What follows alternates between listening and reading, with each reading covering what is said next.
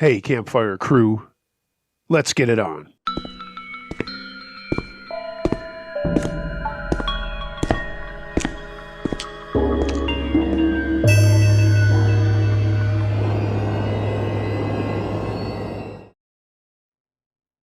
Doppelganger, submitted by Eric the Sort of Great. Hey, thanks for responding to my email and letting me know you were going to do this topic. I'm not gushing and I'm not trying to kiss your ass, but I've emailed other horror narrators and they've never returned my questions. That makes you a good guy in my book. Anyway, I had never heard the term doppelganger until after this incident happened to me. My aunt and uncle and cousins were visiting my family for the holidays, and my one cousin was 7 years old. His older sister was 16. The family wanted to go out bowling, but I didn't feel like it, and my younger cousin, who I will call Stephen, was not feeling well. They asked if I would stay home and watch Stephen while they went out and had fun, and I figured, well, that gives me a chance to have a smoke, veg out on some Sega, and because Stephen wasn't feeling well, hey, he'd just be asleep. They thanked me for doing it, and all left for dinner around 5, and then were going bowling and wouldn't be back until close to 11. No sweat. I got Stephen into his guest bed, put a garbage can next to it in case he had to throw up, and made sure that he was okay and if he needed anything else. He was just very tired, was running a fever, and wanted to sleep. So after taking some medicine, he drifted off. I went to my bedroom, which was in the basement at the time. We were having some renovations done upstairs, so I had been relocated there while the workers did their thing. And if anyone asks, that room and another room were cordoned off and no one could get into them, so no one was at risk of getting hurt, or coming and going out of them. I'm just putting that out there. So, I go to my room, crack open a window, fire up a Marlboro, and bust out some Altered Beast. I freaking love that game. I was playing away, and I got the idea that maybe a beer or two would go well with this cigarette. So I went over to our extra refrigerator we kept in the basement that held stuff for parties like extra beer and soda, etc. Mind you, I was 17 at the time of this, so while my parents allowed me to have a beer now and again, I really shouldn't have been doing what I was doing. Oh well, call me a rebel or whatever. It was just what me and my friends did, and none of us got in trouble, so whatever. I was playing away and having a really good time when I heard someone walking on the hardwood floors right above me. I paused the game and went upstairs to see if Stephen was moving around or if he needed something, but there was no one there, so I ran upstairs to check on Stephen, and he was laying in his bed, totally asleep. I went back to my room, had another cigarette, and played more of my game, and then moved on to Rocky. I had another beer, and right when I had cracked it open, I heard footsteps above me again. I jumped up, went upstairs, and looked around, and there was Stephen walking through our dining room to the front of our house to the family room. I called out to him, "Hey, Steve, are you okay? You need something? You feeling better?" He didn't say anything to me and kept walking, so I followed him, clearly seeing him from the back wearing the same clothes that he was wearing when I put him in bed. He made the turn from the dining room to the family room, so I started walking quicker to catch up to him. When I got into the family room, I saw him going down the stairs to our front foyer where he opened the door and walked outside. I yelled out, "Hey, what the hell are you doing?" and ran for the door. It was still open a crack, and when I flung it open and looked out onto our porch, there was nobody there. I went out onto the porch and looked all around my yard and driveway. There was no sign of Stephen. I was perplexed to say the least, so I went back inside, shut the door and ran upstairs again, popped into the guest room, only to see Stephen still totally asleep. I should say at this point that I know what I heard upstairs was there because my dog was in my room with me, and when I noticed the sounds and looked over at him, he was already looking up like he had heard it both times as well. My dog did not come upstairs with me when I saw what I thought was Stephen walking through the house. I don't know why. Just then, Stephen woke up and looked at me, and I asked him if he was feeling okay and why he was walking around the house.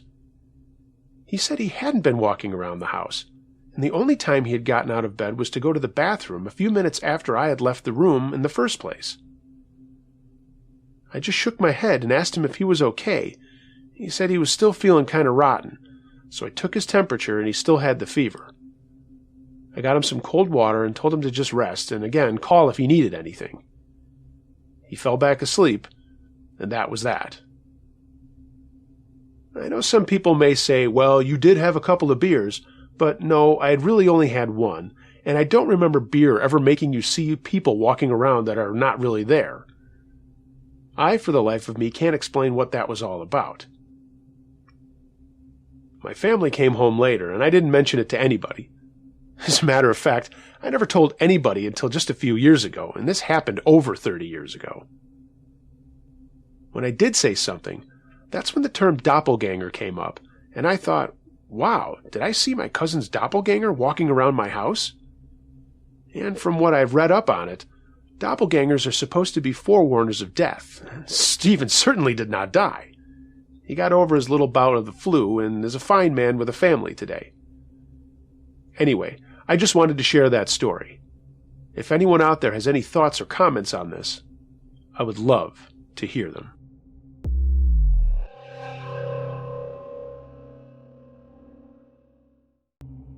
Bigfoot or something else? Submitted by Anonymous. I know you know my real name, but I'm asking that you not use it for Uncle Josh's True Scary Stories, for the story that I've submitted. I love camping and hiking stories just as much as the next guy, and I felt compelled to share something terrifying that happened to me and my best friend in 2001. My best friend and I decided to go out and do some hiking and camping for a few days in the state of Washington where we lived. We were 26 at the time, both newly married, and both our wives had given birth to our first children in the last 2 years. They were going to get together with the kids a few times and do mom stuff while we took a break from both working and caring for the kids. We married really great women to allow us to do this. We knew we wanted to travel light, but we were going tent camping, so we kept most of our food and stuff to dehydrated meals and easy-to-make things like rice and noodles and so on. I was also a huge salami freak, so I made sure to pack a lot of that sort of thing with cheese and other goodies like chocolates and trail mix, stuff like that. We were going to do everything on our little packable stoves, so we also had extra bottles of fuel, and that was about it for the heavy stuff. We did bring along our shotguns that we strapped to our backpacks, and we picked an extremely remote area to go as we didn't want to see other people, just wanted to enjoy nature and our conversations. I had also recently purchased a digital camera and thought I could snap pictures of the things that we found along our stay. I don't know if anyone remembers how big digital cameras were back then, but it was a compromise with extra weight. But being a tech geek, I was really into that sort of thing and could not pass up the chance of bringing it along. My best friend, whom I will call John for this story, also brought along his black lab, Smokey. That also meant extra weight for him to carry with dog food and treats. But Smokey was like a third brother to us, and he loved to hike and camp as much as we did. I left my golden retriever at home. She was amazing, but Ginger was not a huge camping dog. Her style was more of a lay around the house and get fawned over style. So we loaded everything up the night before in John's Jeep and decided to head out pretty early. It was a Thursday morning when we left off, and other than stopping for some coffee and snacks for the ride, we set out and we were on our way.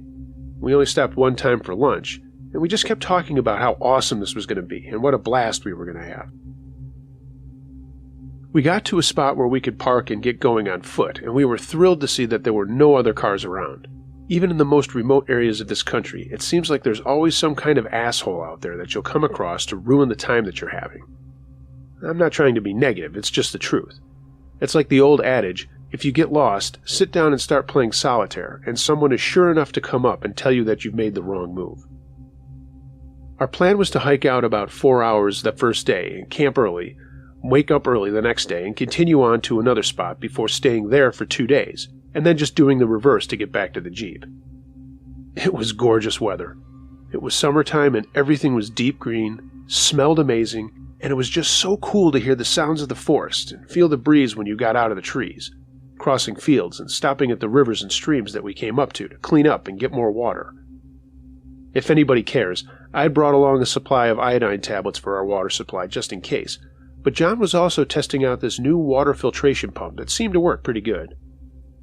Anyway, we stopped at a place to camp that was very suitable for what we wanted, unpacked our stuff, and got ready to set up camp. We pitched our tent, John tended to Smokey, and I took a small hatchet and started gathering tinder, kindling, and firewood for the evening. It was probably around 4 when I heard something way off in the distance. Now, if you've ever been way out in the wilderness, you can hear all kinds of animals up close and from far away, and second guess what it actually is. Sound travels very differently out there, and what you might think is one kind of animal could actually be something very, very different. John and I had been hunting with our father since we were kids and had been out in areas like this we were out in right now for all of our lives. We are by no means experts on flora and fauna, but we know enough to make educated guesses as to what things are. As I was chopping up a small log and taking off its dead branches, I heard what sounded like a deep howl way off in the distance. It was sort of a howl ending with a whoop. It lasted for a good 8 seconds, and I sat listening, thinking maybe it was a bear, but if so, that's a pretty loud bear. I waited for about a minute, and it came again, way off in the distance. I sat there listening, but I didn't hear it for another 5 minutes and got back to work. I was just going to ask John if he had heard it. I wasn't too far from our campsite, so he had to have heard it. I dragged some more deadfalls back up to our campsite and unloaded all of the branches I had collected. Before I could say anything, John asked me, "Hey, Gary, did you just hear that howling?" I said, "Yeah, I was going to ask you. What do you think it was? A bear?" John said, "I don't know. If it was, it's an unbelievably large bear or something's wrong with it." Right away, we ruled out cougars or coyotes, as they don't sound anything like that. Well, we heard it, and it became a topic of conversation as he got some food started and was playing around with Smokey, keeping him occupied. After a while, we kind of let it go and just started eating and talking about what we were going to do the next day. We sat around the fire for a little while and let it die down before retiring for the night. We crawled into our tent with Smokey at our feet, and it didn't take long to fall asleep after the trip and the hike out there. Sometime during the night, I woke up thirsty and reached for my water bottle. It was really quiet, and outside the sound of the wind through the trees was so comforting. I took another swig and was just about to lay back down when I heard that howl again, way off in the distance. I sat motionless, thinking about what the heck it could be. I didn't want to wake up John, and Smokey was sound asleep too. I saw no point in bothering either of them. So I waited and waited, but didn't hear it again. I just went back to sleep and slept soundly for the rest of the night. When I woke up, first thing I said to John was, "Hey, I heard that howl again last night." I woke up for a drink of water, and it was the same sound, and it sounded like it was coming from the same distance away. He looked at me and said, "No kidding." "Well, whatever it is, I hope we don't run into it." Prophetic words. We got some breakfast, checked our gear, and then packed everything up. We started our trek to the next spot, and again had an unbelievably enjoyable day as we made our way to where we would make camp again. We stopped for lunch and consulted a topo map and spotted a place that looked ideal for a 2-day stay. It was near a stream, and there was a pond about a quarter of a mile away. It was in a meadow on the edge of a forest, sort of like the night before, but now we had water. It took another hour to get to the spot, and when we found the right place, we again set up camp. Pitched our tent, stored our gear, gathered wood, and so on. And that's the way the afternoon went. We decided to have an early dinner and then just hang out by the fire. John had not told me that he had brought a little liquid refreshment for us. We could just enjoy the evening talking and sipping on a little Johnny Walker Black. I made some noodles with salami. I know that sounds gross, but trust me, it was delicious. We ate, and then I started a fire. Smokey was acting a little restless, so John decided to take him for a walk down to the stream and let him play a little bit more, even though he had walked as far as we had. He was a pretty good-sized lad, probably about 65 pounds, and in very good shape. But for whatever reason, he had just not had his exercise fix for the day. I sat in front of the fire whittling a stick just for fun. And then I couldn't believe my ears. That howl came again, but it was a hell of a lot closer than it was the night before. I knew immediately that it was no bear.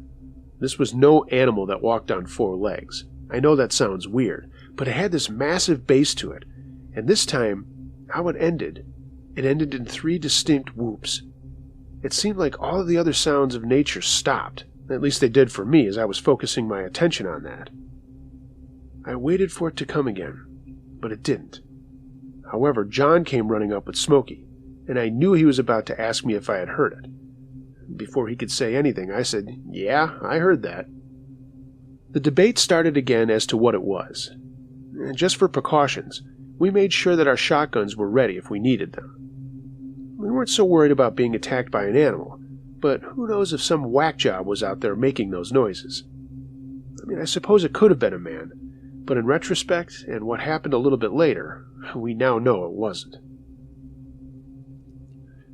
We had our fire and just kept talking about that and sipping on the Johnny Walker. Conversation finally drifted to other things, like our jobs and families, and we kind of forgot about the howling.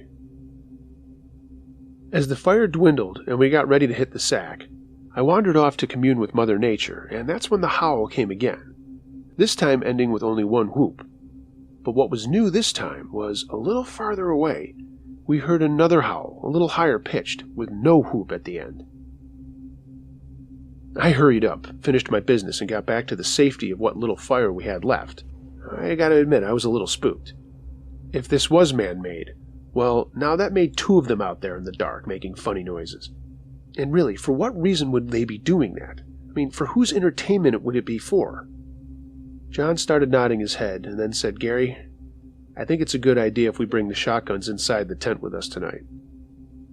I agreed, and after a little bit more conversation, we crawled in the tent and went to sleep. Even though we had worked hard all day, sleep was hard coming that night. I just couldn't fall asleep. I finally did, but not long later I woke up to Smokey growling lowly. His head was up and looking towards the left wall of the tent. John had obviously heard it too, and sat up on his elbows. There was a little moon out, so there was some light coming from the outside, and we saw Smokey dip his head once more, but all the while still growling. Then something hit my nostrils that almost made me puke. It was this horrendous smell, like a dead skunk wrapped in garbage and then set in the sun for a few days.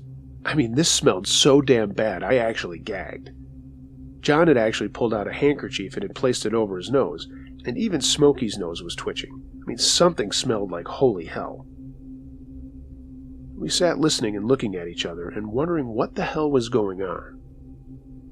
Finally I whispered, "Maybe there's a deer carcass or something upwind, and now it's just flowing down to us."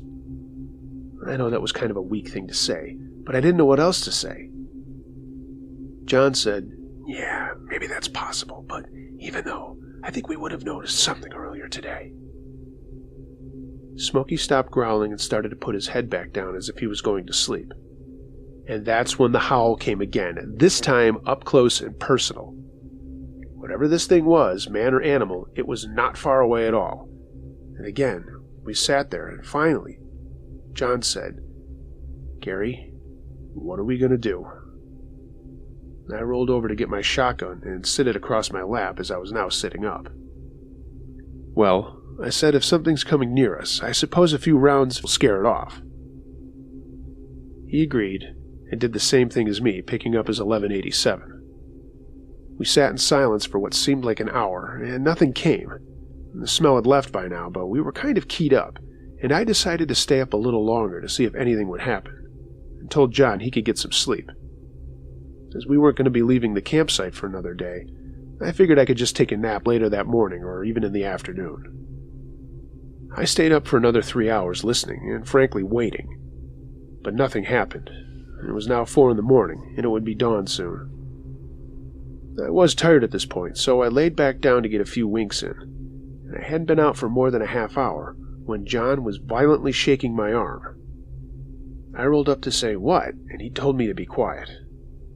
Smokey had his head up again, and now had that low growl going, but that's not what I noticed at first. In the pre-dawn light, something was outside of our campsite. It was to the east of us, but we could hear something walking through the edge of the forest and into the meadow where we were. We both grabbed our shotguns and chambered slugs. We sat quietly until we heard these footsteps somehow get louder and faster. I mean, they were really pounding on the ground and shaking it. Here's where we had to start making some decisions, because something big that we didn't know what it was came running through our campsite. It ran right by us, and Smokey jumped up and started barking, and that stench came back. It lingered for a bit before going away as the footsteps receded into the distance. I don't curse that much, but I looked at John and said, "What the fuck was that?" He just shook his head. We sat there waiting to see if something else was going to happen, but it didn't. The sun came up and it seemed like all was well. Smokey started fidgeting like he had to go to the bathroom, and as much as I had to talk myself into going out of the tent, I knew that nothing was wrong out there. I was working myself up, probably over a coyote or some kind of other animal that ran through the campsite. Oh, the things you will do and say to yourself to avoid talking about a situation that you don't want to. We both crawled out of the tent, and Smokey ran out to do his thing, and as soon as he was done, started sniffing around the ground like crazy. I mean, he was really going to town like he was on the hunt for something. I stretched, looked at John as he called for Smokey, and then started walking towards him. But then he stopped dead in his tracks. In the light dusting of the dirt, which we had set up camp on, there were huge footprints. I mean, big footprints. And they looked human, almost. However, they were 17 inches long. We did our best to guesstimate by putting our feet next to them, and there were a series of them with extremely long strides between them. I took out my digital camera and started taking pictures. I had John put his hand and foot next to one of them and took a picture of that. We both looked at each other, and he finally said, "Gary, are you thinking what I'm thinking?" I was, but I didn't want to admit that we were looking at something we had always thought was a bunch of fairy tales. As I mentioned, we grew up in this area, in the wilderness, so we were more than familiar with the folklore and all the stories these weirdos talk about seeing something in the forest and calling it Bigfoot. But now, there we were, looking at some really big feet. I said we needed a cup of coffee and something to eat to properly mull this over. I mean, my first inclination was to be scared and say, "Let's get the hell out of here." But after we talked about things for the better part of an hour and a half, John said, "What if you could get a picture of it?" I said, "Are you nuts?" And he said, "Well, look, it ran right through here and could have done some pretty serious damage, but it didn't. I mean, maybe it's just been checking us out and wanted to see who we are and what we're up to." I started to see his point, but I also started to think, yeah, well, if it's something that big and it decides to change its mind, we're up shit creek without a paddle. John simply pointed to our shotguns propped up against our packs and said, "I'm pretty sure we could scare it off if we had to." We decided to think about it and go for a short walk to the stream to replenish our water and just check things out down there. It was also a good way for Smokey to run around. We finally came to the decision we were going to continue our trip as we had planned and stay out there for one more night. I'm sure as you are reading this, Uncle Josh, you're probably saying to yourself, these guys are out of their heads. And I'm sure people who are listening to this are saying the same thing. But we were 26 and thinking, how amazing would it be if we were the guys to come up with real evidence for something like Bigfoot? We also talked about what else it could have been, but we thought that was stupid because we saw the footprints and we had pictures of those. There was nothing else that this could be. So we went through the day doing other activities, but our minds were on if that thing was coming back and if we would be ready for it. We gathered more wood late in the day for another fire and decided to stay up later to see if anything would happen. It started to get on towards 9, and it was dark, and we were waiting for the moon to come up. The anticipation of something happening is sometimes harder to deal with than something actually happening. I couldn't take the tension and had a swig of the Johnny Walker, and so did John. And that's when we heard a louder howl coming from the area where the pond was. It did it more than once, and I thought that if we could sneak over there and take whatever it was by surprise, we could get a shot. I mean, we had no idea about how Bigfoot hears or sees or whatever. We only had experience with animals and their highly tuned senses.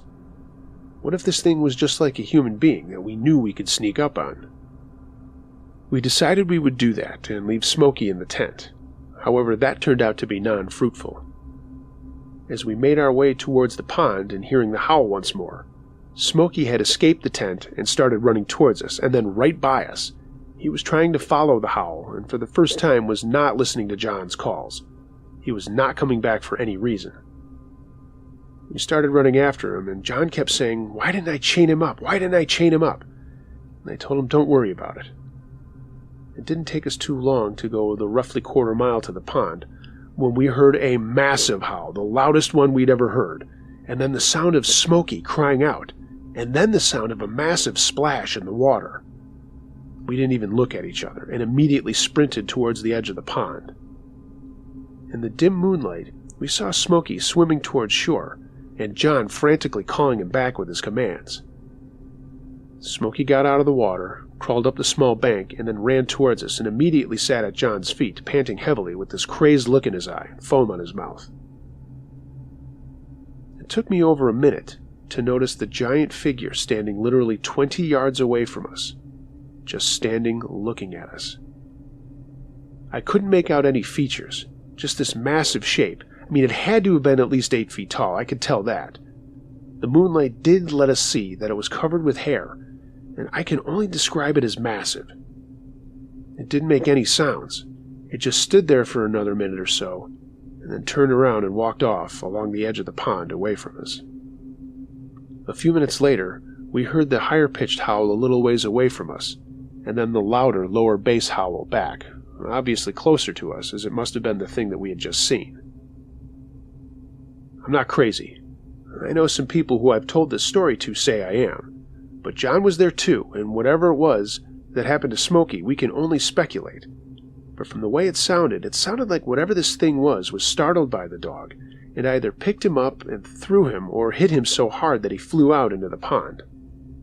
That time, I never once thought that I should follow whatever it was, and I'm going to refer to it as Bigfoot, because it had to have been. We waited until the next day to go back, to see those same huge footprints around the sand around the areas of the edge of the pond. But at that evening, we went back to the camp, stoked up the fire as high as we could get it, and I skirted the edge of the forest within eyeshot of our camp to get more wood. We were staying up all night. We didn't hear anything else, and the next day we quickly picked up and got out of there. We stayed at the first camp the last night again with nothing happening. We considered just hiking all the way back to the Jeep, but we knew that we wouldn't have the energy to do that and then make the trip home. Again, I know people say I'm crazy and question what really happened, saying if that was them, they would have gotten out of there right away.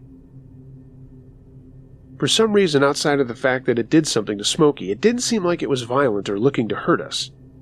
We think it was just curious. The trip ended with our hike back to the Jeep and then our drive home.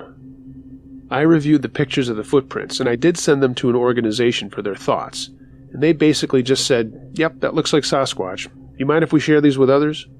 I laughed and said, "That's fine, but don't use my name." I still have those pictures and the memories of what happened to us, and that's all I need. So that's my Bigfoot story. I'm still an avid camper, hiker, and hunter, and I've been in lots of places all over the Northwest and talked to a lot of people who have said that they've seen something similar to what we did. I was a non-believer, but now I am a full-fledged believer, because I know what happened to us out there. I'm not afraid of the woods, and I'm not afraid of running into another Bigfoot. But in a strange way, sometimes I hope I do.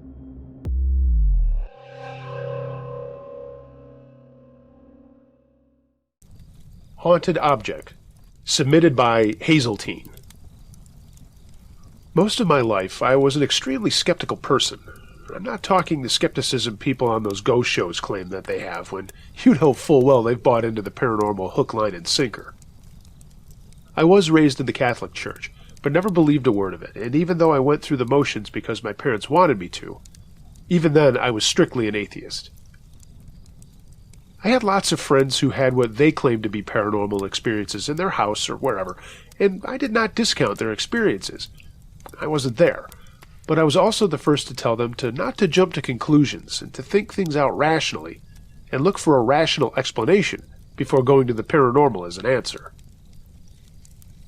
So, the story I'm about to share with you needs that context for everyone to understand my state of mind and what happened to me. I want to stress that, again, I'm not saying it was ghosts or something from the beyond, but the truth is, what happened to us we could not explain through conventional methods. Having said that, I'm also fully aware that conducting a full scientific investigation using the scientific method is practically impossible in a house. It's not a laboratory, it's not a vacuum, things don't work perfectly. But we did honestly talk a lot about it and did try to find a rational explanation. We moved into our home, which was a new build in 2012. There had only been one previous owner, a young couple who had moved out of state, so when we got the house in 2014, it was really barely lived in. It was a great neighborhood, lots of kids for our kids to play with. My husband John and I have 2 boys and a girl, all under the age of 15, and we all loved living there. Well, I don't know why I said that in the past tense, because we still do live here. 6 months into living in the house, John's mother tragically passed away from stage 4 cancer. It was a rough go, and we were very involved in helping her to be comfortable in her last days. One of the things she wanted John to have when she was gone was a music box that she had used to play to calm him down when he was a child, and that she had had as a child herself. John was an only child, and as silly as it may sound for a man to have a music box, it was an unbelievably sweet gesture on her part, and something that we still cherish and love. However, when we brought the box into our home, that's when strange things started to happen, and they only happened in the rooms or areas where we kept the music box. When we first got it, we put it in our family room on a table. It was a tough reminder for all of us, but it was also comforting to have a piece of my mother-in-law with us at all times. One day, I was not at work, home caring for my youngest who was not feeling well, when I went into the family room and heard music. I will never forget, it was Hey Bulldog by the Beatles. I didn't have a radio on. Our television is hooked up for music channels, but that was not on. And I thought perhaps our neighbors had been playing something outside. So I was standing there in my living room listening clearly to this song and not knowing where it was coming from. I immediately went outside to see if there was a neighbor out there, but no one was. When I went back into the living room, Hey Bulldog could still be heard, loud and clear. The music box lid had been open, and for whatever reason I walked over to it, closed the lid, and immediately the music stopped. I was beyond myself. I opened the lid again, but nothing happened. So I left it open and went about my day taking care of the house and my child. When John got home, I mentioned it to him, and he didn't know what to say. We both knew that my mother-in-law was a huge Beatles fan, but that didn't give us any answers as to why a music box would be connected to a song floating in the air. We chalked it up to something in the airwaves, or perhaps my cell phone was picking up some kind of signal, and we just left it at that. It wasn't until the next morning that we started to get a little more concerned about things. When I got up early to get breakfast ready for everyone and get ready for work myself, I went into the kitchen and looked into our family room. All of our furniture, and I'm talking 2 chairs, a couch, a love seat, plus all of our entertainment center stuff, had been pushed into the middle of the room. For whatever reason, I thought it looked like someone was getting ready to paint. They were trying to cover up all the furniture by just pushing it into the center of the room so everything would be away from the walls. I immediately ran back upstairs and got John, who was just about to get in the shower. I told him he needed to come downstairs right now, so he did. He took one look at the family room and asked how the heck I had been able to do that in the night, and why did I do it? I looked at him without dropping a note and said, "You honestly think I did this?" He said, "Well, who else could have? I certainly didn't." We were not fighting, but our conversation obviously was confused on both sides, and now 2 of our oldest had come downstairs for their breakfast and immediately asked why all the furniture was in the middle of the room. John just laughed and said he was working on something last night and thought maybe we could paint the living room, but he wasn't so sure now. It was a stupid explanation for our kids, just so that they wouldn't think something strange was happening or something was wrong. John gave me a quick hug and said he would take care of it when he got home from work and not to worry about it. We all went about our day, and he did take care of it when he got home. I thought about the music box and wondered if there was a connection to the strange music and this stuff happening in our family room, but again, I just brushed it off and said there's got to be an explanation for this. I thought maybe there was vibrations or something like that. Or maybe John had done something in the middle of the night and didn't remember it. He had been a sleepwalker as a kid, and I thought, hey, maybe it came back and he didn't even realize it. That night was a Friday, and Fridays in our family are family nights. We make it a point to spend time as a family, have pizza, and watch a movie and play games. We were all in the family room getting ready to play Uno when the stack of cards that had been sitting on our coffee table that we were getting ready to sit next to spilled out of the box onto the carpet and went all over the floor. I looked at John and didn't say anything. The kid saw it and started asking questions about how we had done that trick. I just told him that it was a funny trick and we wanted to continue on with the evening, not to worry about it. We did, and nothing else happened. That night, without asking John, I took the music box out of the family room and put it into our office/sewing room. When he saw that I'd done that, he asked why I was doing it, and I told him I just wanted to see something. He asked me again what I was doing, and I told him that I wanted to see if anything would happen in our office if the music box was in there. He gave me a look and he said, "Look, there has to be a rational explanation for this. There always is, and I'm surprised you of all people would think that this music box has something to do with anything else in this house." But I said, "Look, I'm doing it anyway," and he didn't say anything else about it. Nothing happened for 2 days, but on Monday morning, as we were all getting ready for our day, I went into the office to get something I needed to take to the bank. The room was a mess of my yarn, and there were papers strewn all over the place. I called John and pointed at it and said, "You know I was not in there all weekend, and I know that you were not in there all weekend, and none of it was like this when we were in here on Friday night. I don't have an explanation for this, do you?" He shook his head and said, "Yeah, this is a little odd." For a moment we entertained the idea that it was one of our kids, or perhaps all of our kids, but they had been with us almost every moment for the last 2 days, and certainly we would have noticed if they had gone in there and started throwing things around. I mean, the noise alone would have tipped us off. Later that day, I cleaned things up in there and took the music box out. Again, without telling John, I put it in a cardboard box and took it down into our basement to store it on a shelf. The next morning, when I went downstairs to get ready for the day, the music box was sitting back in the family room where we had originally placed it. I immediately asked John about it, and he vehemently denied ever touching the box. He wasn't even aware I had put it in the basement. Again, I was beyond myself, and I didn't know what to do. That evening, John took the kids out for ice cream, and I went over to the music box and said aloud, "Look, you're welcome to stay here. If this is Mom, we know that you love us and we love you very much. But we don't want you scaring the kids, and we don't want you messing up the house." I felt really stupid being a skeptical person talking to an inanimate object, but for some reason I felt it had to be done. The music box lid closed on its own, and since then, nothing has happened in our house that we can't explain. I know a lot of people will hear this and think it's bullshit, but it's true, and as much as I don't want to admit that perhaps an object could be haunted or have some kind of pull to the beyond, or something that we can't explain, I can only point to that thing as being the catalyst for the very weird happenings that happened in my home.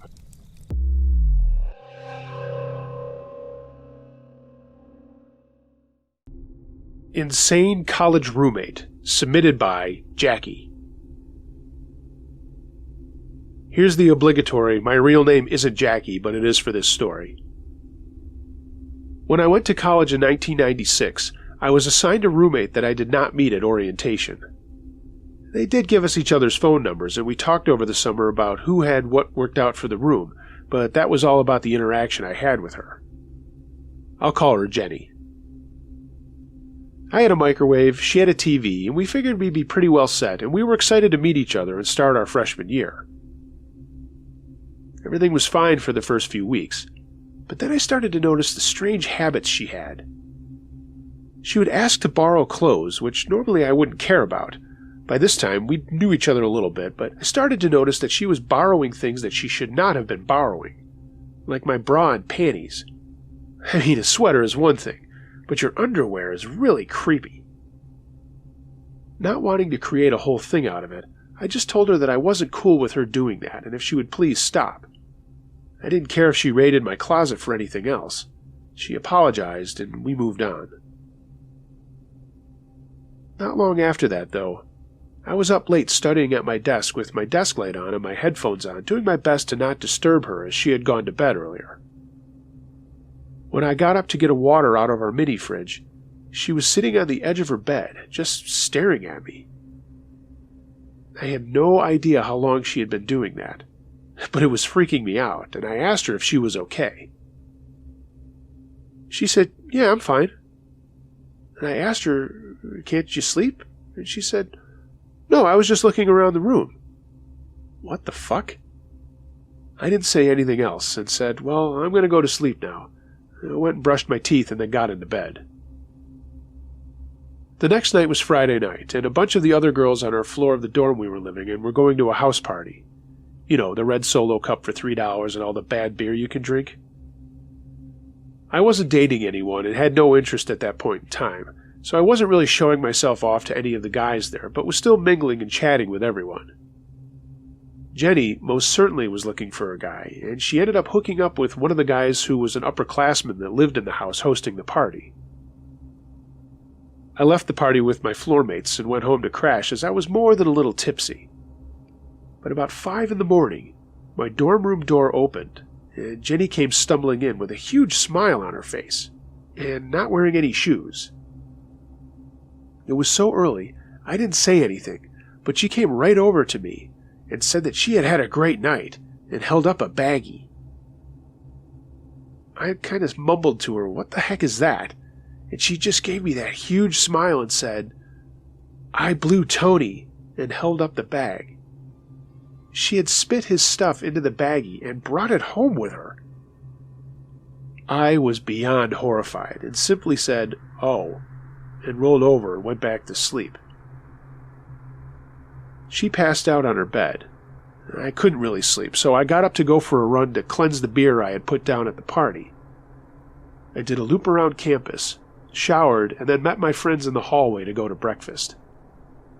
I thought about telling them all the weird stuff Jenny was doing, but didn't. I mean, maybe she had some mental problems or something. We all decided to go watch a soccer game that afternoon after lunch, and we went back to my friend Melissa's room to watch The Real World and just hang out. About an hour later, there was a banging on the door, and Mel opened it to a disheveled Jenny who yelled, "Why didn't you wake me up for breakfast?" The rest of us just stood there in shock. Another girl, Kat, said, "Jenny, your feet are bleeding." I looked down and saw that, yeah, her feet were bloody, and was about to say I'd take her to the campus infirmary when she just screamed, "They were bleeding! It's stopped now!" Then she just left and went back to her room. It was then that I decided to tell my friends what was going on and all the strange things she was doing. They told me to stay with them if I wanted to or needed to, and if anything else happened or I felt threatened, I should go to our RA. I didn't go back to my room for a while. We just went to the game and then went to dinner together. When I did go back to my room, Jenny was not there, but the windows were open, and it was mid-October in Rhode Island, so you can imagine it was just a little chilly. I shut the windows, sat down to do some homework before I went to a movie the campus was showing. I got back to our room around 11:30, and there was a note on our whiteboard that just said, "Dearest Jackie, please keep the windows open just a bit. Love you, Jenny." At first I didn't think anything of it and went inside, but after a few minutes I cringed. "Love you? Okay." I grabbed my comforter and pillow and went down the hall to Melissa's and asked if I could crash there that night. She and her roommate Chris said sure, and Chris brought out a bottle of Rumpelmans, and we all had a couple of drinks just talking and watching TV. We fell asleep, but at around 3 in the morning there was a thumping on the door. Not a pounding, just a constant thumping. It kept going for more than 5 minutes, but when we snuck over to the door and looked out the peephole, there was no one there. We could see a shape under the crack of the door, but agreed we were not opening it. The phone rang, and it was the girl from across the hall. She said Jenny was sitting against the door, banging the back of her head against it. Mel hung up and called the desk downstairs and asked what RA was on duty and to come up there. She had heard and seen enough of Jenny. The RA on duty came up, and then the shrill laughter of Jenny. There was another voice, and then a scuffle broke out. We heard Erica the RA say, "Call campus police," and the scuffle kept up with Jenny yelling out gibberish. After a few minutes, campus police showed up, and with another struggle, they took her away. Erica knocked on the door, and she came in. We told her all the crazy things that Jenny had been doing. She told me to file an official report, and I asked if I could switch roommates. She said she'd look into it, and then spotted the Rumpelmans. We were a dry dorm. "Ladies, lose it or do a better job of hiding it." That's all she said and left. It was a funny line we all needed. The next morning, I went to get my running stuff from my room, and again the windows were wide open. There were bloody footprints on the floor that I made sure to walk around, and then I saw these baggies tacked onto Jenny's corkboard above her desk. There were 5 in all, with what I later found out to be semen, with letters written on them in Sharpie. It took me a minute, but each of the letters corresponded with the first names of the guys who were living in the house that had the party on Friday night. I gagged a little and immediately called the RA again. She came up, took one look at the floor, and called the RD. They both told me to get anything I needed out of the room, and Melissa came down to help me get my books and shower stuff and some clothes. I still went for a run, and when I got back, the RD was still at my room, but now with campus police and the local authorities. The RD was this wonderful woman named Karen who always called everyone honey, and she pulled me aside and said, "Honey, did you make a report about what Erica told me?" I said not yet, and she said, "Well, get showered up, honey, and then come down to my office." I did, and there I filled out a report and then answered questions from the police about Jenny. I asked about getting another roommate, and they said that that wasn't going to be an issue. Jenny wasn't coming back to campus for a while, if ever, but they wouldn't tell me why. When I called my parents and told them, they said to get permission to come home for a couple of days, and I did with my profs on Monday. My RD had also made some calls to them explaining the situation. My parents picked me up, and I went home for a bit. When I got back to campus on that Thursday, the RD met me and my parents and told me that my room had been completely emptied, professionally cleaned and sanitized, and that I would have a single for the rest of the year. Jenny was gone. Jenny had been taking a boatload of acid and ecstasy and was pretty far gone almost all of the time. When they got her outside of Melissa's door, she had an entire blotter of acid on her, and she had also been selling it. I never heard from her again, and all I have are these stories. Sometimes I wonder where she is and if she's okay now. Who knows?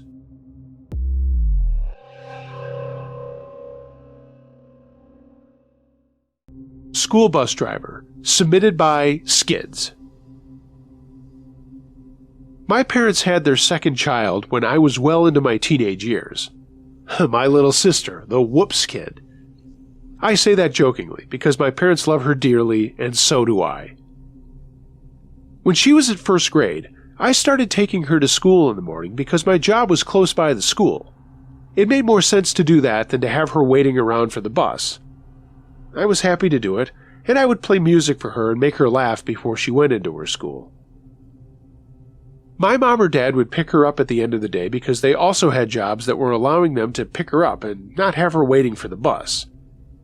Just so everyone's clear, we weren't against the cheese wagon. I rode in it, but it just made a lot of sense for us to take her there and pick her up because, well, honestly, things started to get hairy in our part of town, and we didn't want her to be in any danger. So I kept this up for 2 years, but when she started third grade, my hours changed, and I was also going to community college, so I couldn't take her in the morning anymore. she did have to ride the awful cheese wagon after all. And here's where things went off the rails. One morning, she was waiting for the bus and got picked up as normal. She didn't realize that there was a different driver that day, but because all her friends were on the same bus, she didn't think twice about it. She simply got on, took her seat, and waited to be taken to school. That day, there was a special training about emergency evacuations of the school bus. They did it in the school parking lot, and they showed the kids how to open the emergency exits, the windows, the back door, the front door, the whole nine. Some of the kids were allowed to jump out of the back door, and from what I've been told, everyone was enjoying this fun little diversion that kept them out of class for a few minutes. However, this new bus driver told my little sister to stay back after all the other kids had exited the bus. He told her he needed a special helper to close the windows and close the emergency exit at the back of the bus. As any little kid who was given any amount of authority or responsibility, she eagerly helped out. She was just happy that she was the one picked to take care of the bus that took her to school and brought her home. Unfortunately, this guy got back into the driver's seat and started driving out of the school parking lot with my little sister still on the bus. She made her way up to the front and asked him, as any little kid would, "Where are we going? Why aren't you taking me to school?" He said, "I'm taking you for a special treat because you helped me with the windows and the back door." He drove out of the school parking lot, and my little sister obviously started getting nervous. This was well before the days of cell phones, and she knew something was wrong, but she had no way to call me, my mom, or my dad. The guy continued to drive around our town aimlessly for who knows how long, but I'm pretty sure he was looking for a place to do something to my baby sister.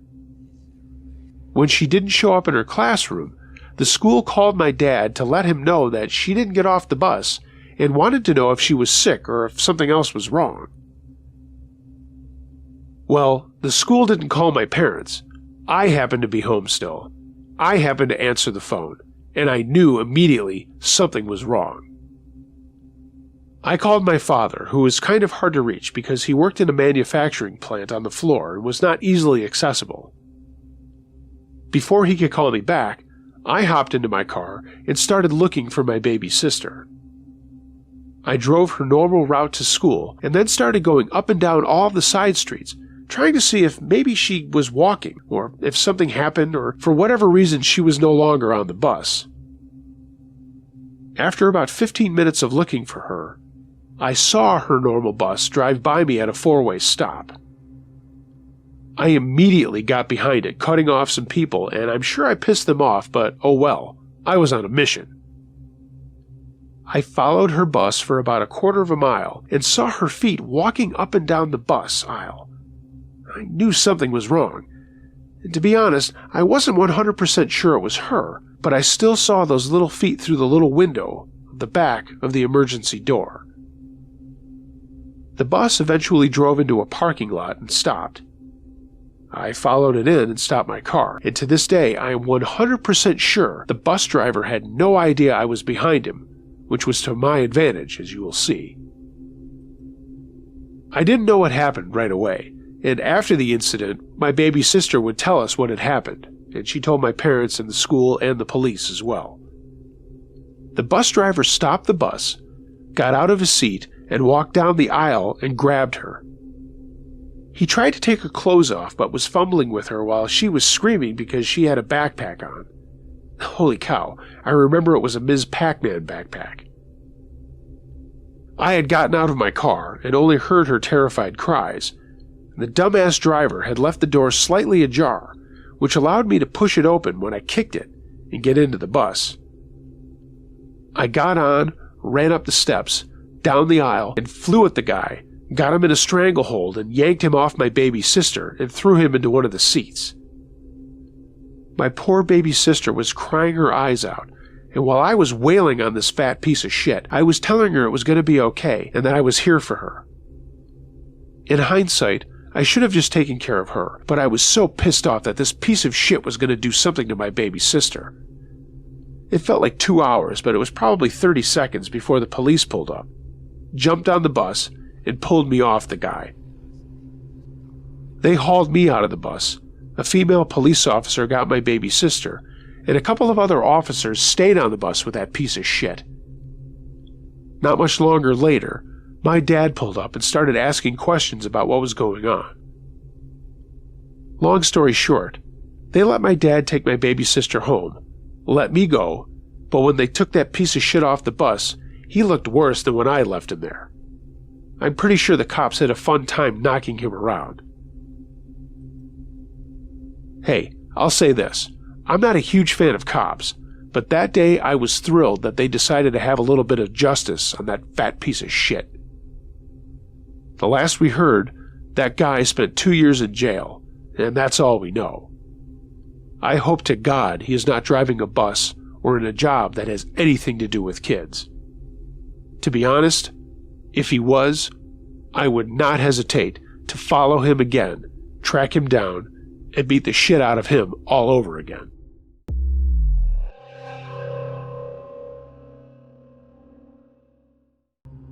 Psycho Camping Family, submitted by Paulie D's Nuts. A while back, I decided to take my family camping. Not the stuff I did when I was younger, way out in the middle of the woods with minimal equipment, but, the family campground thing. My son and daughter had never tent camped before, and I really wanted them to get into it so they could do the things that I did when I was younger, when they got older.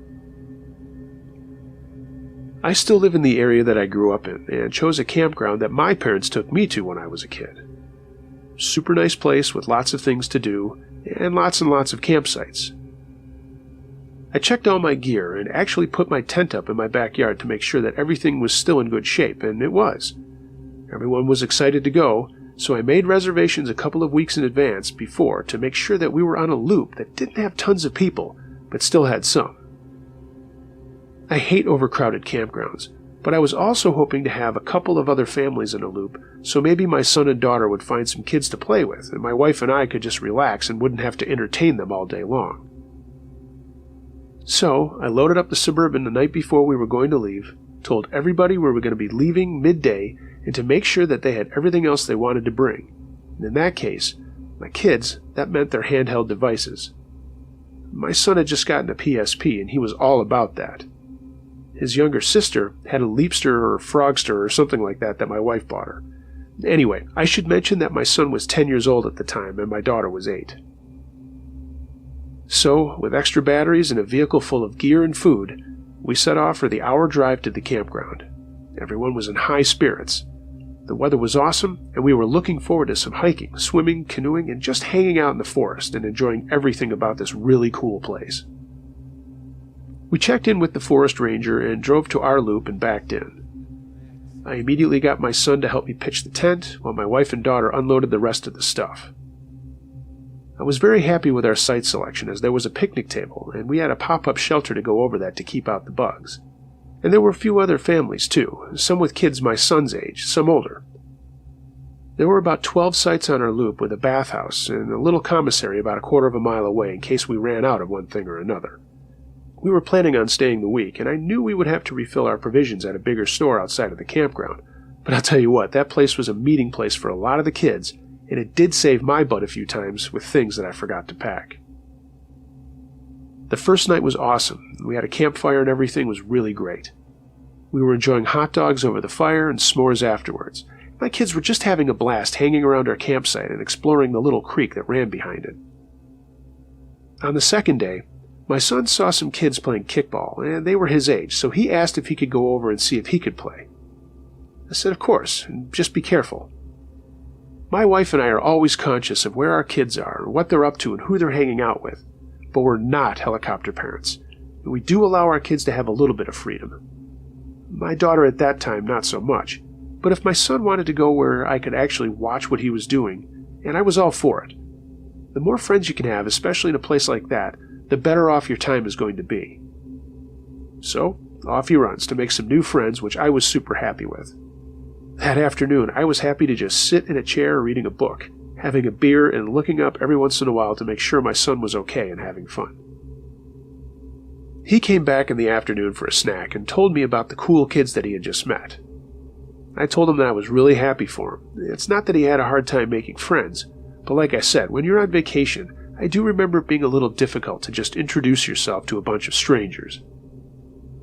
That evening, we were going to go on a short hike before it got too dark, and then go back for another campfire. My son was a little bummed that he couldn't go hang out with his friends, but I told him that tomorrow was another day and everything would be just as fun as today. However, that's when the weirdness started. What did happen is one of his friends came over to our campsite and saw my son playing with his PSP the next morning. He asked if he could play, and my son, being the nice guy, said, "Sure." The boy was really, really nice, and he was the same age as my son. And his mother and father came wandering over a little later, and my wife and I had a great conversation with them. They were about the same age as us, with an only child, and we invited them over for lunch, and they accepted, and we had also made some new friends. That afternoon, all the kids wanted to get together again to play kickball. I didn't care. I thought that was fine. The 4 parents were going to hang out with my daughter, begging to go play as well, and I said, as long as you listen to your brother, you stay where we can see you, have a good time. They did have a good time and came back, but this time another kid came over, one that we hadn't met yet. Something seemed a little off about him. He wasn't handicapped or anything like that. There was just something off about him. I mean, nice kid, but I just couldn't put my finger on what was making me think that there was something wrong. I would soon find out. He also asked to play my son's PlayStation, but my son was actually playing it at the time and said he was in the middle of a game, and if he finished, he would let him play. After a while, it was obvious that that wasn't going to happen. As time wore on, this kid was just getting fidgety and irritated that my son wouldn't let him play with the PSP. Finally, it was dinner time, and I told my son that he had to put the PSP down and we were going to eat. This kid immediately jumped up and said, "Can I play with it now?" I told him that we were going to eat, but maybe later, and he should probably go and see what his family was doing. He kind of pouted and stamped his feet, but then, without a word, ran off to his campsite. That night we had yet another campfire, and I broke out my guitar, was just playing and singing some songs with my family singing along too. From out of the darkness comes this kid. He stands at the edge of the light from our campfire till I say, "Hey bud, what's going on?" He says, "Can I play with the PSP now?" I told him it was kind of late for that and we had put the PSP away, but maybe tomorrow if my son thought it was okay. Again, he pouted and ran off, and at this point my son told me, "Dad, I don't like that kid very much. He's kind of a bully to some of the other kids, and he's actually kind of a whiner." I started laughing when he called him a whiner and said, "Well, we gotta be nice to everybody, so let's see what happens tomorrow and we'll take it from there, okay?" Not long after that, we put the fire out and went to sleep. The next day, we all went for a swim and then went canoeing in the lake at the campground and were having a great time. Instead of going back to the campsite, we went into a town about a half hour away for some lunch. I also wanted to get a couple of things from the store to replenish what we had used. We were gone for the better part of the day, and when we got back, it was time for us to eat again. While we were having dinner, this kid comes up for the 3rd time asking to play with the PSP. At this point, I know the story's long, and not really much has happened, but it's actually important for what actually happens next. I tell him again we're eating and we'll have to talk about it later. I'm getting tired of this.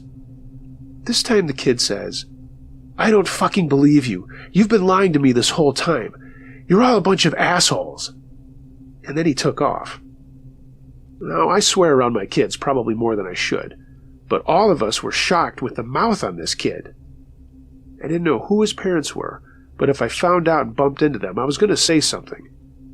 I don't like that kind of language in front of my daughter, especially. Darkness started falling, and I was getting up another fire. It's not quite dark yet when some guy comes up and says, "Hey, are you the father of the kid with the video game?" I look at him and I say, "I suppose I could be. I mean, I don't know if any of the other families have kids with video games." He gets closer, and I can tell he's been drinking or something.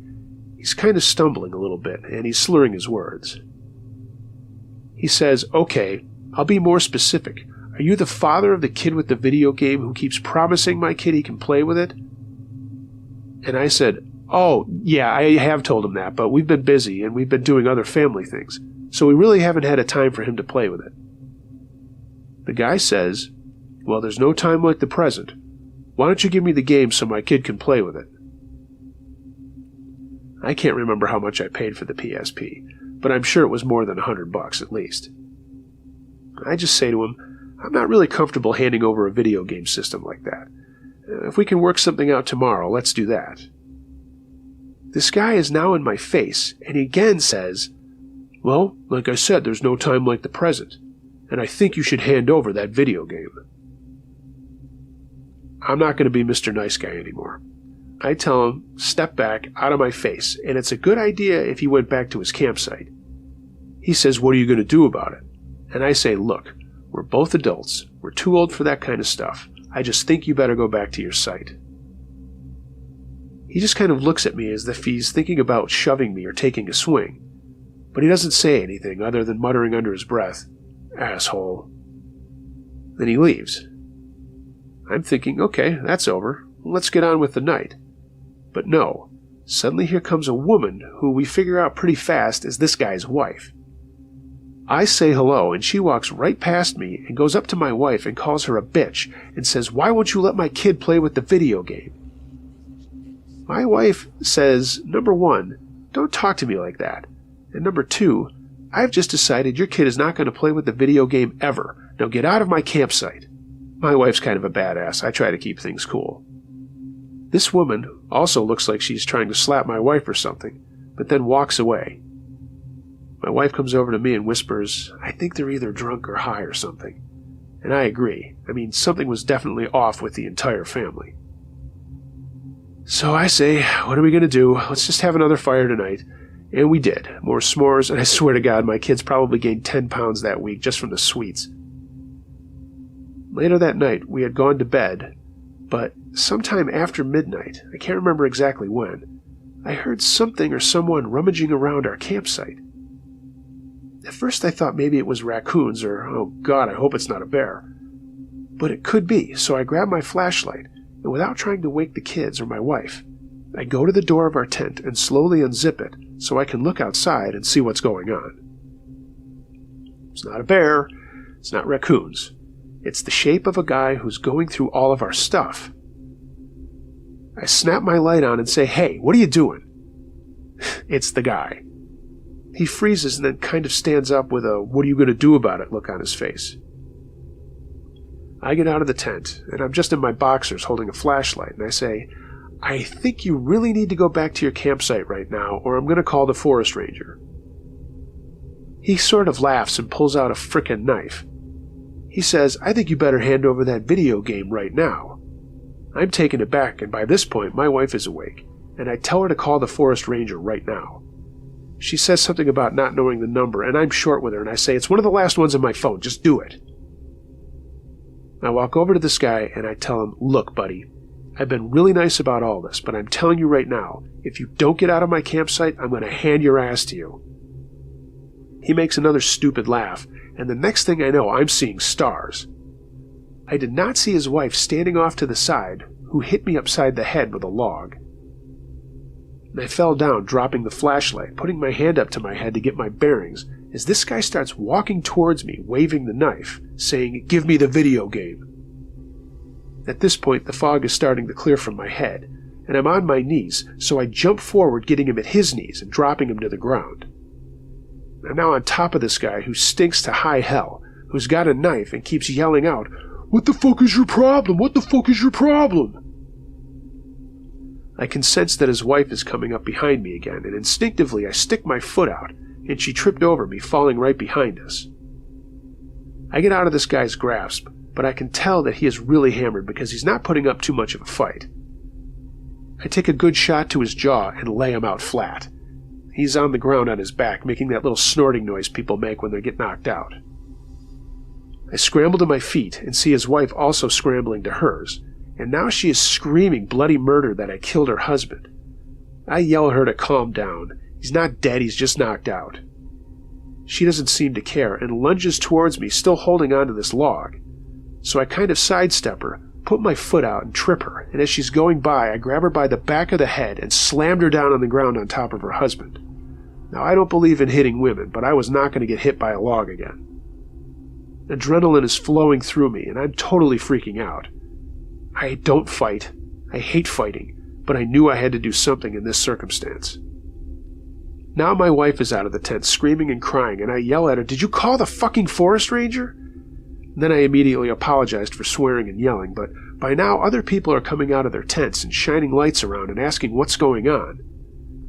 The guy from the couple that we had met the day before came over, looked down and said, "What the heck happened here?" I gave him a brief synopsis of what had happened, and he shook his head and said, "I'll stick around until help comes." Now here's another freaky part, probably the scariest. Their weirdo kid is running at us with what looks like a samurai sword. He's also yelling at the top of his lungs, swinging this thing around. And the guy that I had just met the day before kind of looked at him as if the kid was running up to him, grabbed the kid's arm, twisted it so he knocked the sword out of his hands and onto the ground. The kid cried out, and the guy told him to sit down and shut up. The kid started crying, but he did what he was told. 5 minutes later, here come the flashing lights. It's not the forest ranger, it's the state police, who apparently take over security of the campground after dark. The guy and his wife are still out of it, and I was happy that it gave me a chance to tell the trooper what had happened. I didn't need their nonsense story interrupting anything. He told me to stand back with my family while he goes and gets the two, and my newfound friend kind of corroborated what I said by saying that the kid, pointing to the kid sitting there, was picking on his kids for the last 3 days while they were playing kickball. The trooper tells us all to stand back again and gets on the radio to speak with someone else. He's helping these two idiots to their feet, and they're groggy but coming to. Another patrol car pulls up, and as I'm standing back with my wife and kids, who are now wide awake standing there next to me, wondering what the heck is going on, they start questioning the two who were coming up with a story that made absolutely no sense. It was totally disjointed, it was all over the place, but the gist of it was about how I went over to their campsite in the middle of the night and invited them over to ours. That was clearly not the case, and the troopers weren't buying it. After more conversations and more people coming out of their campsites to see what was up, the troopers finally take the father away in cuffs, and the woman was screaming.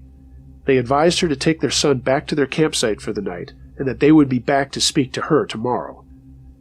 They asked me if I wanted to press charges against the woman for hitting me, and I said, no, I don't want anything like that. The guy was getting charged with assault, being drunk in public, and something else I can't remember what it was, disorderly conduct or something. Both of them were also going to be charged with menacing, and it was also later determined that they had some kind of prescription drugs in their tent they were not supposed to have, so that made their day even worse. Everything broke up and we went back to our tents, and I had a hard time going to sleep with the adrenaline still pumping through my veins. The next morning when we woke up, the troopers were already at the campsite up the way, and it looked like they were helping her pack things up. Another car came up and took the little boy away, and then the woman was taken away in cuffs as well. From what a trooper told me later in the week when I stopped him at the commissary, CPS got involved and were taking the child from the couple. I guess this was not the first time they had a run-in with the law. Looking back on everything now, this is not a story that a lot of people will think is scary. But I'll tell you what, when you've got a guy waving a knife at you, his wife hitting you, and then his kid running at you with a sword, yeah, that's a little unnerving. I feel kind of sorry for that kid, and I wonder what happened to him from time to time, and sometimes my son asks me what happened to all three. I don't know what to tell him because I have no idea. It's amazing what people will do over something as stupid as a video game and a kid not getting what he wants. I'm so glad I don't raise my kids that way, and none of his friends are raised that way. Just goes to show you, even at a nice, polite campground, stuff can go sideways. We've been back there a number of times, and even tried to schedule the same week with some of the people that we met so our kids can play, and we can all hang out and have adult happy hours and that sort of thing. We talk about this incident from time to time and remark that none of us had ever seen anything like that, and probably never will again.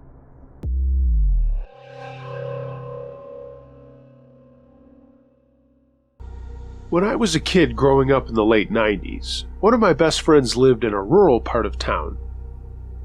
We met because he went to the same school, but he lived miles away from my more suburban neighborhood.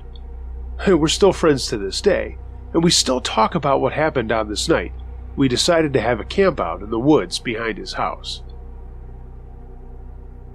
His family didn't have a ton of land, but they had a pretty decent patch. And honestly, I have no idea who owned the land behind him, but for whatever reason, there was this old greenhouse about a quarter of a mile behind where his property ended, and it became the woods. It was just this old wooden building with windows and a fireplace, and I guess maybe somebody probably did live there at some point in time, but no one used it anymore, and we kind of turned it into our own little fort. We were 15 at the time and decided to spend the night out in our fort and have a fire and just do what kids do. We snuck a couple of 2 liters of wine coolers from his parents' fridge and thought we were being total badasses. Lol. It was a Saturday night in July when we did this. We went out to the fort in all seasons, but we never thought about staying out there until the summer. His parents and my parents were cool with it, so we made our way back there after we had dinner with his family. I brought my ghetto blaster, and we were just going to play music and hang out. We got a campfire going, and all was well with the music of the day playing on my ghetto. Probably some rap stuff that we were into back then. We were laughing and talking about a job that we wanted to get when we were 16, but we were also talking about the 2 girls we were dating at the time. This is going to sound cheesy, but there was a game that we played called MASH. You wrote the letters M-A-S-H on the top of a piece of paper, and then you had 5 different lines on one side of the paper, 5 different lines on the other side of the paper, and then 5 lines at the bottom. The first set on the left were supposed to be filled with the names of girls you thought were hot. The other set of lines on the right side were supposed to be jobs you would like to have in your future. And then finally, the 5 spaces at the bottom of the page were supposed to be just random numbers that would equal how many kids you would have. At the top of the page, the M stood for mansion, the A stood for apartment, the S stood for shack, and the H stood for house. You had to pick a random number, and the person you were playing with would use that number to go through all of the lines in the letters and cross them out systematically. Gosh, I hope this is making sense. Anyway, at the end of the game, you would end up with one of the letters, one of the girls you thought was the hottest, the job you really wanted, and the number of kids you would have. Part of the fun was we always made sure that some of the answers had to be outlandish. For example, 67,000 kids, or some crazy woman that you would never have any business being with. My friend, whom I'll call Eric for this story, started off the game and picked a bunch of funny things, and we were laughing before we even got the silly game going. He ended up with Sharon Stone as his wife, and they would live in a shack with 7 kids, and he would be a school teacher. We were dying of laughter. Right about that time, though, we heard a noise from the woods behind the fort. As I said, his place was very rural, and outside of the quarter to a half mile into the woods where this place was from his house, it was another 6 or 7 miles to the next road where people lived. It was rare for anybody to see anyone out there, save for a pond where some people once in a while would go fishing. The fishing there sucked. I don't think it was stocked, so like I said, it was rare. What we heard, though, was the sound of footsteps walking through the forest, the cracking of branches and the crushing of leaves. At first we thought, maybe it's his older brother coming out to scare us, or maybe even just wanting to hang out. But when we called out and said, "Hey, who's there?" no one answered, and the footsteps stopped. I said, "Hey, I think this is weird," and Eric said, "Hey, just chill out," and he gave me another plastic cup full of Bartles & James wine cooler. Yeah, okay, wine coolers. Don't make fun of us. We sat listening for a while, and everything was still quiet, so we turned the music back on and then decided to play another game of MASH. For whatever reason, I also decided to have Sharon Stone as one of the girls on my list. After the random number elimination, she ended up also being my wife. We were dying of laughter again. When I look back, I remember that Sharon Stone was like one of the hottest women in entertainment, so it was kind of obvious that we would pick her and put her onto the list. When the fire started to die down, we decided to go inside the fort and go to sleep. A while before this, we had dragged an industrial carpet out to the fort, so we just threw our sleeping bags on top of that and were going to talk ourselves to sleep listening to music. About an hour after we went into the fort, we started to hear the footsteps outside again, and no doubt about it, they were coming towards the fort. I whispered to Eric, "Hey, there really is somebody out there." And he responded, "Yeah, man, I know." We talked about making a run for it, but we didn't know who it was, or maybe it was just a deer, and maybe we were just being little girls. But after a few minutes, we heard the sounds of those footsteps right outside the fort, and suddenly, the entire building started to shake as if there was an army of guys outside. Whoever it was just shaking the hell out of it. Then we heard this crazy laughter, and I won't lie, I scooched over closer to Eric in my sleeping bag because I was scared. He was too. You know, even when you're 15 and you think you have the world by the ass, when something really scary happens, you don't always act like a tough guy. The shaking finally stopped after like 5 minutes, and we yelled out, "Hey, leave us alone. Get out of here. We'll just go if you want us to leave." We heard the footsteps slowly retreat back into the woods, and we just laid there for another hour or so, scared stiff and not knowing what to do. Finally, I crawled out of my sleeping bag and went to the fort door, pushed it open, and saw that the fire was starting to kick up a little bit again, but it was mostly just embers. We were leaving it that way so we could make breakfast in the morning.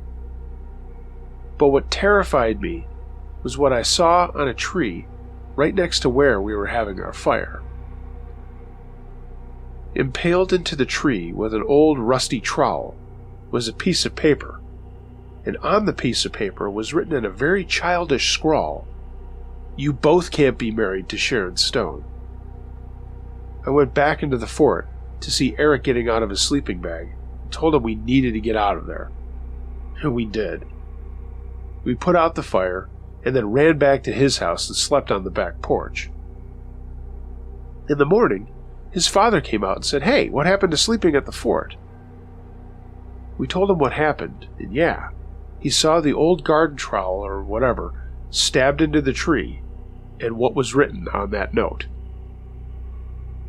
I have no idea who was out there that night or who decided to listen into our entire conversation and then leave that threatening piece of paper that, quite frankly, looked like it had been written in blood, as if someone had pricked their finger and then wrote it on the piece of paper.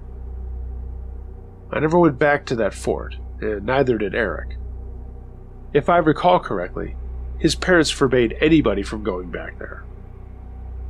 Anyway, that happened a long time ago, but I still replay it in my head like it was yesterday.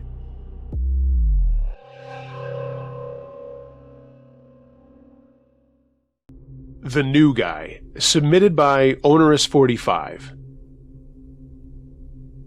Okay, so when I was 14, I took a job with a family on a street over from me, babysitting their 2 kids who were 5 and 7. They were good kids, a boy and a girl, and I stayed at that job for the next 2 years because the pay was good, the kids were low maintenance, and I really liked the way the family took care of me. They were friends with my parents too, so there were a lot of reasons to stay. Like I said, it was a good job. Nearly every day in the summer and lots of weekends throughout the year. Plus, they had a pool, so that was a huge bonus. Sometimes my friends would come over with the parents' permission, and how can you tell a teenage girl that spending a day in the sun with 2 well-behaved kids and your BFFs to leave a job like that? The summer that I turned 16, however, things changed and not for the better. Unbeknownst to me, the mother and father had not been getting along for quite some time and were actually going through a divorce.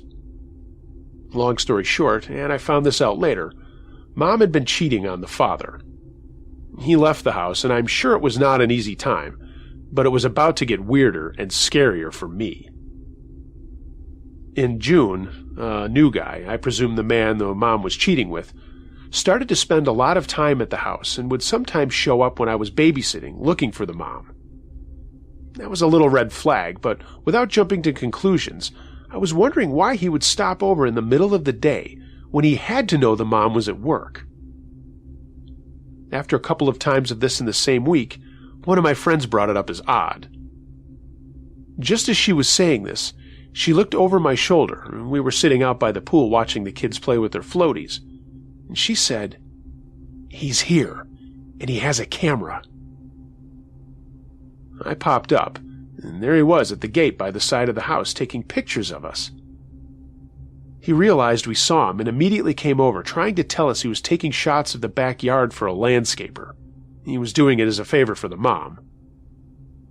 As creepy as it was, it sounded believable, and he took a few more and then said goodbye and left. When the mom got home from work that afternoon, I gave her my report, got my weekly pay, and I kind of brought it up without making a huge issue about it. She looked puzzled for a minute, but then said, "Oh, I did ask him to take some pictures of the fence." Still, I felt like it was weird. I mean, he was pointing the camera right at us when my friend noticed him.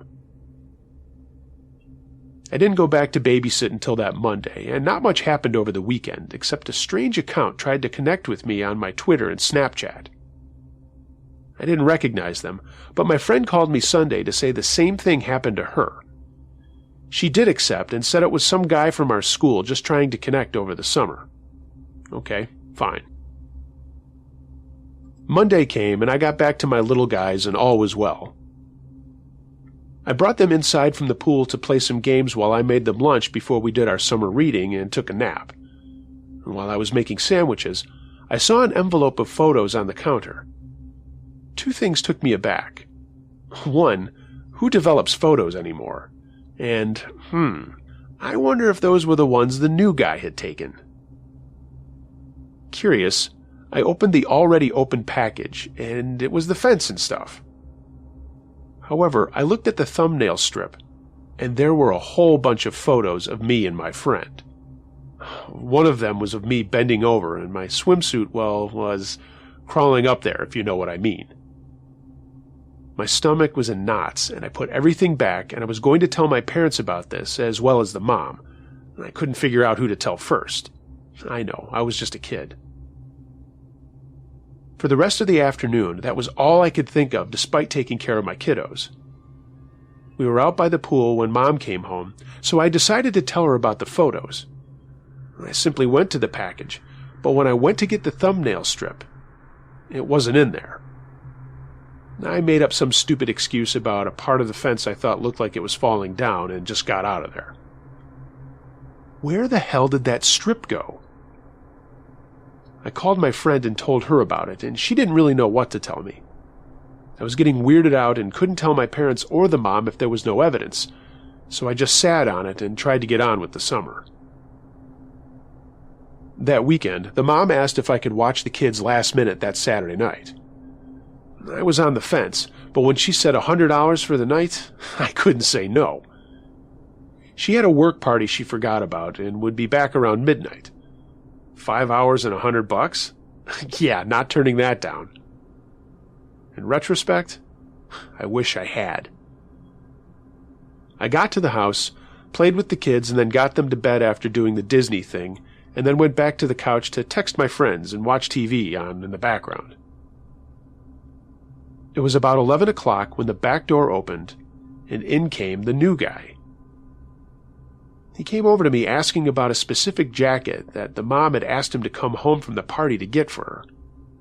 Okay, now I've got a big red flag. That just seemed weird.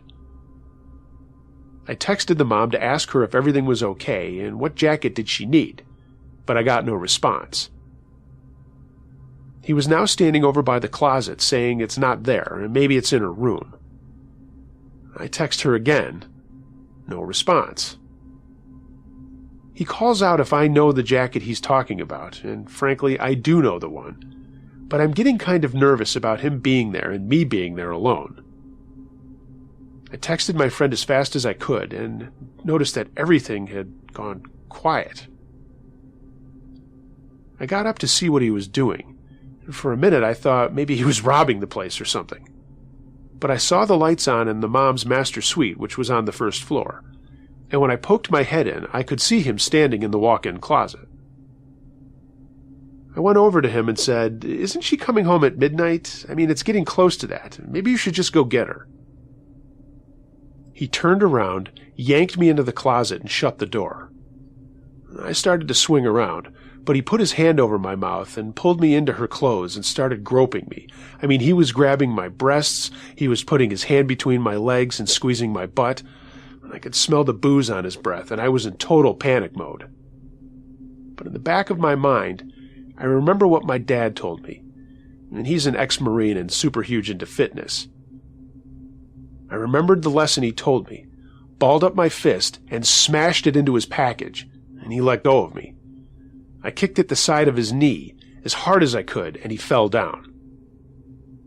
I ran out of the closet and flew upstairs, locking myself in the kids' room and telling them to get into their closet.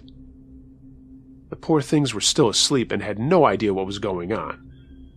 I called the mom on my cell phone, and she answered, but the noise of the party was so loud, I just screamed at her to get home. I hung up and called my mom, and she was frantic. My friend had already called her, and my dad was on his way over. The kids were now crying, and I was shaking violently and crying, and I heard loud footsteps downstairs and my dad calling out for me. I didn't move or say anything until I heard him race upstairs and was right outside the door asking if I was inside. I got out of the closet, ran to the door, opened it, and jumped into his arms, freaking out and crying. My mom came running up too and hugged me, and then ran to the still crying kids and tried to comfort them. The new guy was nowhere to be found. My dad called the police, and just as they were pulling up, the mom pulled up in someone else's car who had given her a ride home as fast as they could. She ran up to us and then slipped and fell down. She was drunk as a skunk. The police asked me all kinds of questions and finally had to separate the mom because she kept interrupting and, quite frankly, was hysterical. I told them everything that had happened, including the pictures and the missing thumbnails, and all of it. They caught the guy that night driving back to his apartment and got him just before he went inside. The police were at the house for quite a while that night, and my mom stayed the night there to watch over the kids, as their mom was on the verge of passing out and would have been little assistance in any emergency. To this day, I don't know why the police allowed that, but I guess they knew better or something, or just trusted us. Dad took me home and stayed with me in our living room until I fell asleep, exhausted. The next day, the police came by our house and told my dad some interesting things. The guy had placed cameras all over the house and outside and had been watching me every time I was there. That's how he knew I found the pictures. He snuck back into the house and took out what he thought was incriminating. He was also the same person that contacted me and my friend posing as a student in our school. What a creep. They wanted to know if we wanted to press charges, and we said yes, and we did. Throughout all the ordeal, we found out that the mom did ask about this jacket because she was feeling a little cool in the summer air, and he just left on his own and never really told her that he wasn't there. He obviously had other plans. He was later sentenced to 2 years for sexual assault and is now a registered sex offender. All that took a while, and I thought 2 years was a little light, but I don't know, I don't understand the law. As for the mom, she tried to come over the next day this all happened, and while I know none of this was directly her fault, my parents forbade her from seeing me. She had a check for $300 for me and a letter saying about how sorry she was. I accepted both. After that, I still watched my little guys for 2 weeks, but at my house, and my mom would pick them up and drop them off until other arrangements could be made. One evening, our doorbell rang, and it was the 2 kiddos crying and telling me they were going away, and they wanted to say goodbye. I hugged them and kissed them over and over and told them that I loved them and it was going to be okay. And that was the last I saw or heard from them. That was 5 years ago. I loved those kids so much, but I could never step in that house again. I got a job at Chick-fil-A after that, and have never been babysitting since.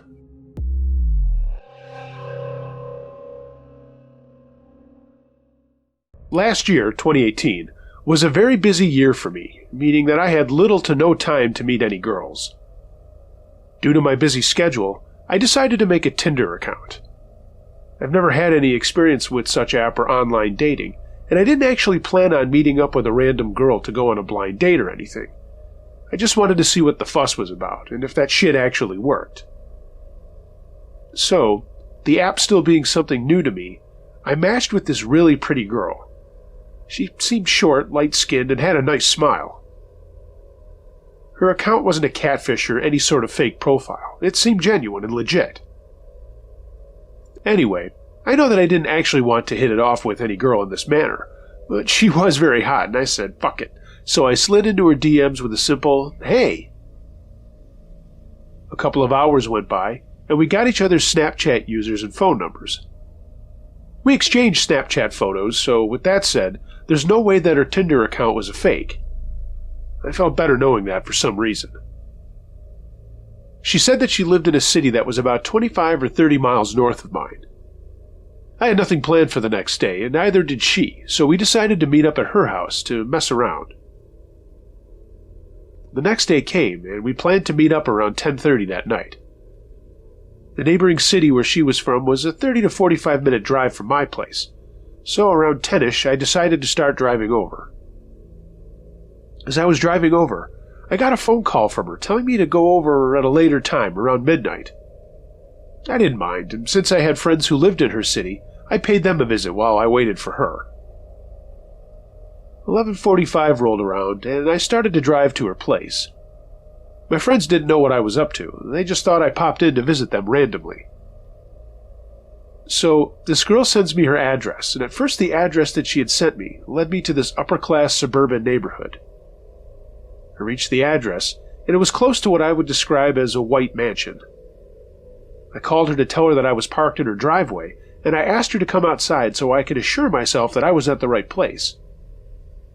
She said, "I don't see you. Are you sure you followed the directions?" Well, to avoid any more fuck-ups, she sent me her current location through iMessage. At first I found it odd, but I followed the directions to the location anyway.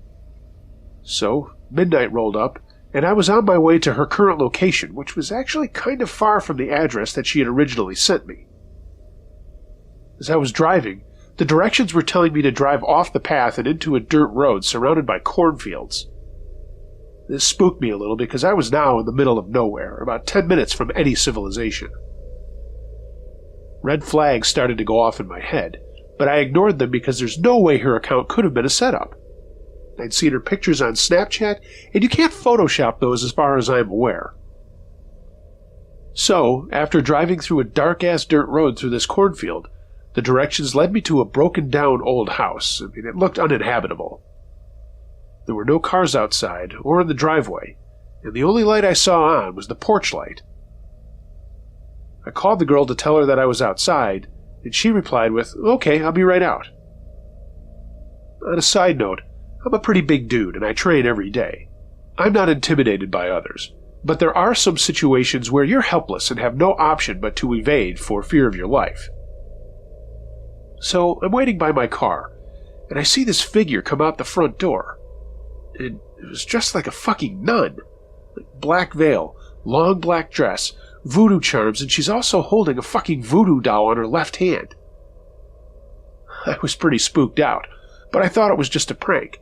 So I gave it a few seconds for the cameras to pop out, but the person just stood there, and I slowly started to realize that this wasn't a prank, because a few seconds later, I saw another figure in a similar black outfit, peeking out of a door and starting to make a run towards me with a fucking machete.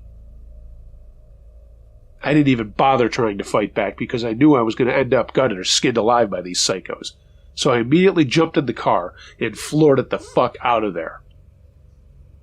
I then heard a gunshot a few seconds later behind me, And I'm in my car screaming prayers with tears in my eyes because I'm hoping to drive away with my life. Her number then kept calling me as soon as I left. I blocked it, and then another number started to call me, and I blocked that as well. I ended up staying over at my friend's house that night.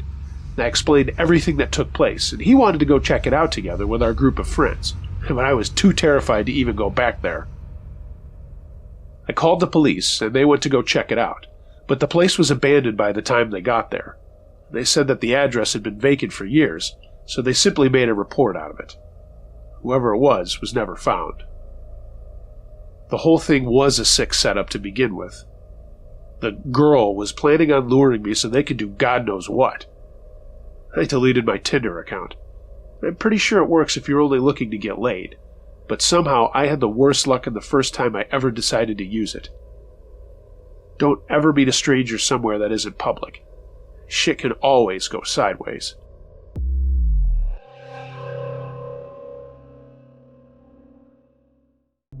What My Daughter Saw, submitted by O. Henry 12. My family always went camping as a rule. I grew up that way and continued the tradition with my own family. We would go to a lot of different places with our gear and enjoy nature for what it was instead of doing things like Disneyland and stuff like that. When my daughter was born in 1996, my wife and I took her for her first camping trip. She was great on it, and we decided that because she was that good, we knew she could handle it, and we were going to make camping a family thing going forward. And we did. We went on a ton of trips and had a lot of fun. When my daughter was 10, we took a camping trip to a state park in the state I'm from. It was just like a lot of other places that we had been, and it was just for the weekend, so it wasn't anything super fancy. It was just a quick getaway from home and work. When we got there weren't many others tent camping in our area that we stayed at. We did see other people in the cabin area, of course, and there were other people out there, but no one was within 4 or 5 campsites from us on either side. After setting up camp, we were all sitting at a picnic table trying to decide what to do with the day. Go to the little lake that was in the park, go on a hike, or whatever. While we were chatting away, a camp mug that I had set down on the picnic table suddenly slid across it and fell off of it on the far end. All of us looked at it and thought, geez, that's weird. I mean, there was no wind, and we were all sitting pretty calmly and not rocking the table back and forth. There was really no explanation as to why that mug slid all the way across the table. I tried to make a joke out of it and said, oh, this campsite must be haunted, and it made my daughter and wife laugh. I just picked up the mug, put it back on the table, and we forgot about it. We opted for a hike, and that's what we did. We were gone for about 2 or 3 hours, and when we returned to camp, it was time to eat, so I set up my camp stove and also started getting a fire going. I was going to roast corn and potatoes in the fire and fry up some fish that we had purchased fresh that morning. As I was getting the fire going, I looked at my camp stove, and it was one of those green Coleman white gas ones. You know, the kind that folds up on the side and has 3 burners? Well, as I was looking at it, it collapsed, the lid slammed down, and again, there was no wind. I couldn't figure out how it happened, but I figured maybe I just hadn't set it up properly. So I walked over to the picnic table where it was set up, put the sides in their slots again, and then went back to the fire. Before I even got to it, I heard the lid on the stove slam down again. Of course, when I turned around, it's exactly what I saw. The stove had collapsed again. I didn't know what to think, but for whatever reason, I just got the fire going and then went back to the stove, set it up again, and continued on with my meal prep. I didn't mention this to my wife, and certainly didn't mention it to my daughter. I just got our food taken care of without any further incident, and then we sat around the campfire that evening without anything else happening. When we woke up in the morning, I was going to the communal bathroom to get cleaned up while my wife and daughter got their breakfast stuff together. She had just taken my daughter to the showers and was coming back when I was leaving. We were going to have cereal, a huge hit with my daughter. You know those little boxes of cereal that you can turn into a bowl? The big variety pack. I love those things myself. My daughter chose a box and set it on the picnic table while my wife went to our cooler to get milk. Suddenly, the box basically exploded, throwing cereal all over the place. My daughter screamed and fell back off the picnic bench she was on. She was so scared. Now, there was no sound, just the box popping open and shooting the cereal all over. I came running back when I heard my daughter scream. My wife said she didn't know what happened. She hadn't seen anything. Her back had been turned while she was getting the milk, and when she turned around, all she saw was the cereal all over the table. I'm a pretty skeptical guy, but this was getting really odd. Too many goofy things were happening for my liking. So I calmly got another box of cereal for my daughter, told my wife it was no big deal, and something must have happened with the packaging of the cereal that made it do that. I don't know. I was grasping at straws at this point. We ate a quick breakfast and decided to go down to the lake for the morning, and we did. But we didn't talk about what had happened. We just wanted to enjoy the summer day at this little beach on the lake. We went back to our campsite and just got in a truck to go to a lunch place a few miles outside of the park. After we ate, we wandered around this little town that was really cute, looking in the shops and such. But all the while, I kept thinking about the weird stuff that was happening at our campsite. How in the hell could all of that stuff actually be happening? I mean, we weren't imagining it. It was really happening. Eventually, we went back to the campsite for dinner, and as I was getting it ready, my wife took my daughter to the shower house to get cleaned up. I wasn't talking about it to either of them, and I was really preoccupying all my thoughts, though. It was just so strange. I mean, what was happening? Or rather, what had happened earlier? So, nothing happened during dinner, and I built another fire for us to enjoy. We were going to be heading home in the morning, and we just wanted to have one more fun night. So, while we sat around the campfire, it got dark, and I was just telling funny family stories, and my daughter was talking about going into the 5th grade. She was really excited to go back to school to see her friends. Suddenly, she stopped and stared over my shoulder into the forest behind me. "What's up, sweetie?" I asked her. Her eyes got big, and suddenly she just screamed her head off. I mean, it literally made me jump out of my lawn chair. My wife screeched a little too, she was taken aback so much. She held my daughter's hand while I whirled around to see what the heck she had just seen. There was nothing there, but my daughter was still crying, and I had to ask her again, "Sweetheart, what did you just see?" Through her tears and blubbering, she said, "A man, Dad, a bloody man." Again, I looked over at the forest, walked to the edge of it, and even went into the trees for a little bit, but there was no one there. I went back to the campfire and said, "Sweetie, there's no one there. Are you sure that's what you saw?"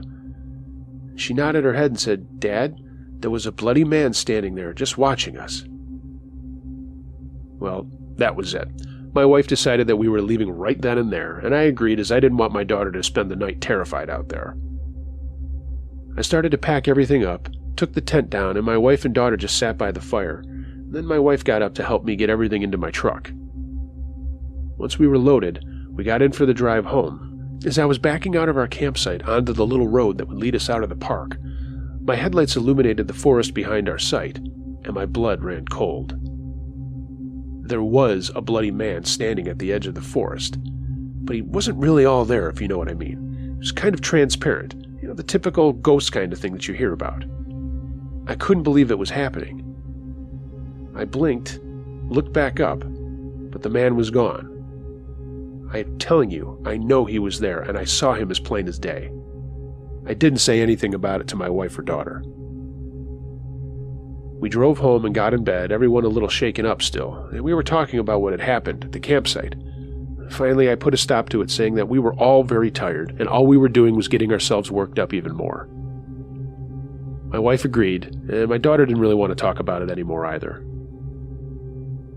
The next day, I called the ranger's office at the park to let them know what was going on at that campsite, at the risk of them thinking I was crazy. The ranger was an older guy who listened to me, and when I actually told him, "Look, man, don't think I'm crazy," he paused for a moment and then said, "You're not. And you're not the first person to tell us of something strange happening at that loop of campsites." He then went on to tell me that 20 years before, a guy who was camping there by himself was attacked and mauled by a bear. He laid there by himself, sustaining a lot of injuries before someone found him and took him to the hospital, but sadly, even though he did get to the hospital, he lost his life. I can't imagine what it's like to be mauled by a bear, and I don't want to think about it. The ranger didn't say that what I saw and the guy were connected. He just made mention that a guy had been killed out there. I didn't tell my wife or daughter about that right away, and I kept it to myself. When my daughter was 18 or so, I did let them know what the ranger had told me, and they were both shocked. I am convinced that the spirit of that poor bastard is still out there in that park at those campsites. I only wish we hadn't seen him.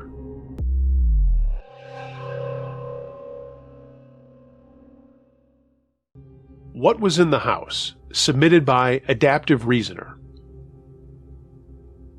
This happened back in 1985 when I was a junior in high school. I was babysitting for a little boy in my neighborhood whom I'd watched a number of times before this. He would always get excited for me over his other sitters because I always made popcorn and played his favorite board games. I guess the others just wanted to watch TV.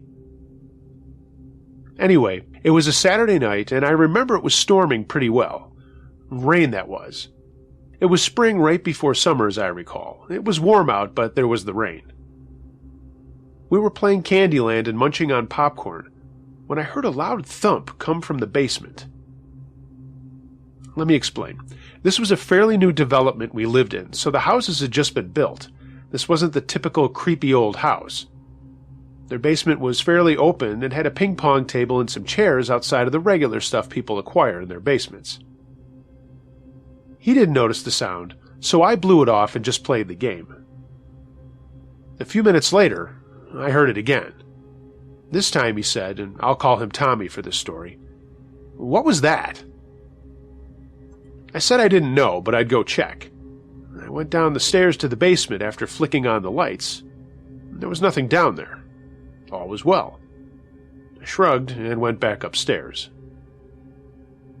It was getting to be around 9:30 and time for him to go to bed, so I took him upstairs, turned his radio on to the local soft rock station, and told him to call me if he needed anything. He was out by 10 or so after he read a comic. I went back downstairs and cleaned things up, and heard more thumps, this time like 3 in a row. I stopped what I was doing and again went down in the basement through the door off the kitchen. Nothing. I stood and waited for about 5 minutes, and still nada. I went back upstairs and went to watch TV for the rest of the night, but around 10:45 I heard Tommy call out to me. I went up and asked him what was wrong, and he said there was something strange in his closet making noises. I went into the room and turned on the lights and looked around. The closet was closed, and I went over to it and looked inside. Just like the basement, there was nothing in there. I told him everything was fine and that he probably just dreamed he had heard something. I tucked him back in and went to leave the room, and right as I got to the door and turned off the light, a loud thumping came from the closet. Tommy screamed and jumped out of bed and ran towards me, and I took his hand and pulled him out of the room and shut the door. At the end of their hallway was a built-in linen closet, and as we stood there looking at each other, the doors to it slammed open and towels and bedsheets came flying out onto the floor. Now I yelled and pulled Tommy towards the stairs. We were getting out of there. We got to the living room, and I had him sit on the couch while I tried to contact his parents, who were at some kind of dinner dance at a hotel. I had the front desk person assure me they would try to track them down for me and have them call me back. I turned on a funny movie to try to lighten the mood, and that's when the lights started flickering, and the banging started both upstairs and downstairs. The lights all went off. I screamed, and the TV went from the movie to a bright light that kept getting brighter and brighter, so I covered Tommy's eyes and shut mine as tight as I could. But then, just like that, everything stopped. The lights came on, the TV was fine, the pounding stopped. I was going crazy trying to keep it together, and finally thought to call my parents, but when I tried, I just got a busy signal. I took Tommy by the hand again and went to the back door. We could stay out on the porch until his parents came home. They had an awning, and like I said, it was warm enough and the rain wouldn't have bothered us. But the sliding glass door wouldn't open. I checked the lock. It was flipping up and down easily, but the door wouldn't budge. I went over to the back door. The knob turned, but that door wouldn't open. I banged on it out of frustration and started crying, and then went back to Tommy. We tried the front door, the door to the garage. None of them would open. We could not get out of this house. I hugged him and told him it was going to be okay. But then this cracking sound, really loud cracking sound, came from the basement. We just stood there silent, listening. And the pounding started up again, so loud that it began to shake the floor. And then this deep-throated laugh started to go through the entire house, and by this time we're both really crying, and I'm yelling for whatever it is to go away and leave us alone. Things were really out of control. All of the lights went off again, and for a minute there was silence. Then all of the doors in the house, including the bedrooms, the cupboards, everything, slammed open and shut, not once but twice. And we felt this massive wind rush through the living room so heavy that it knocked us back onto the couch. There was one more loud bang, and then the lights came on. It was dead silent. We sat there for a long time, just breathing heavily, scared out of our wits. I remember saying a prayer, telling Tommy we were going to be fine, and I got up and checked the front door. It opened without a problem. I grabbed Tommy by the hand once again and headed for the back deck when the phone rang. It was his parents asking what was wrong, and they'd been trying to call and the line was busy. I didn't know what to tell them. I just burst into tears again and begged them to come home. Tommy's dad said they were on their way, and we went outside to wait for them. Tommy kept asking me what had happened and what that was, and I just kept saying, "I don't know, honey, I don't know. But you're safe, I've got you." His parents got home about 20 minutes later and of course wanted to know what the hell had happened. Tommy tried to tell them, but was still so scared he was blubbering, so Mom took him to bed. I told his dad everything that had happened, but he just looked at me skeptically, and then accused me of watching horror movies and letting my imagination get away with me. And then he got mad and asked how the hell I could have let such a young child watch that kind of trash. He really started yelling at me, and I started crying again, trying to get him to believe me. Just then, Tommy's mom came down and asked about the linen closet and why all the stuff was strewn all over the hallway. And I said, "See?" They both just looked at me, and then they heard the thump start from the basement. He ran downstairs, followed by us, and the thumping didn't stop. It was coming from a back wall where there was now a huge crack. It started on the wall, ran down to the floor. He stood looking at it, and the thumping got louder, and then abruptly stopped. He told us to go upstairs. We did, and the mom fumbled for her purse, paid me my money, and told me to just go home. She wasn't being a bitch. I think she was trying to protect me. I don't know why I thought that, and still do, but that's how I feel. I never babysat there again, and I don't think I ever talked to that family after that. I do know they moved away not too long after this happened, and none of my friends ever babysat there either. Looking back, I always think, was the mother into some kind of weird satanic or witchcraft stuff that caused something like that to happen? I don't know. Nobody else in my neighborhood ever complained about anything like that happening. I told my parents and all my friends about what I had seen and heard that night, but I'm pretty sure no one believed me or believes me now if I were to tell them again. But that really happened to me. I don't know what it was, but I've never been through anything like that, ever, again.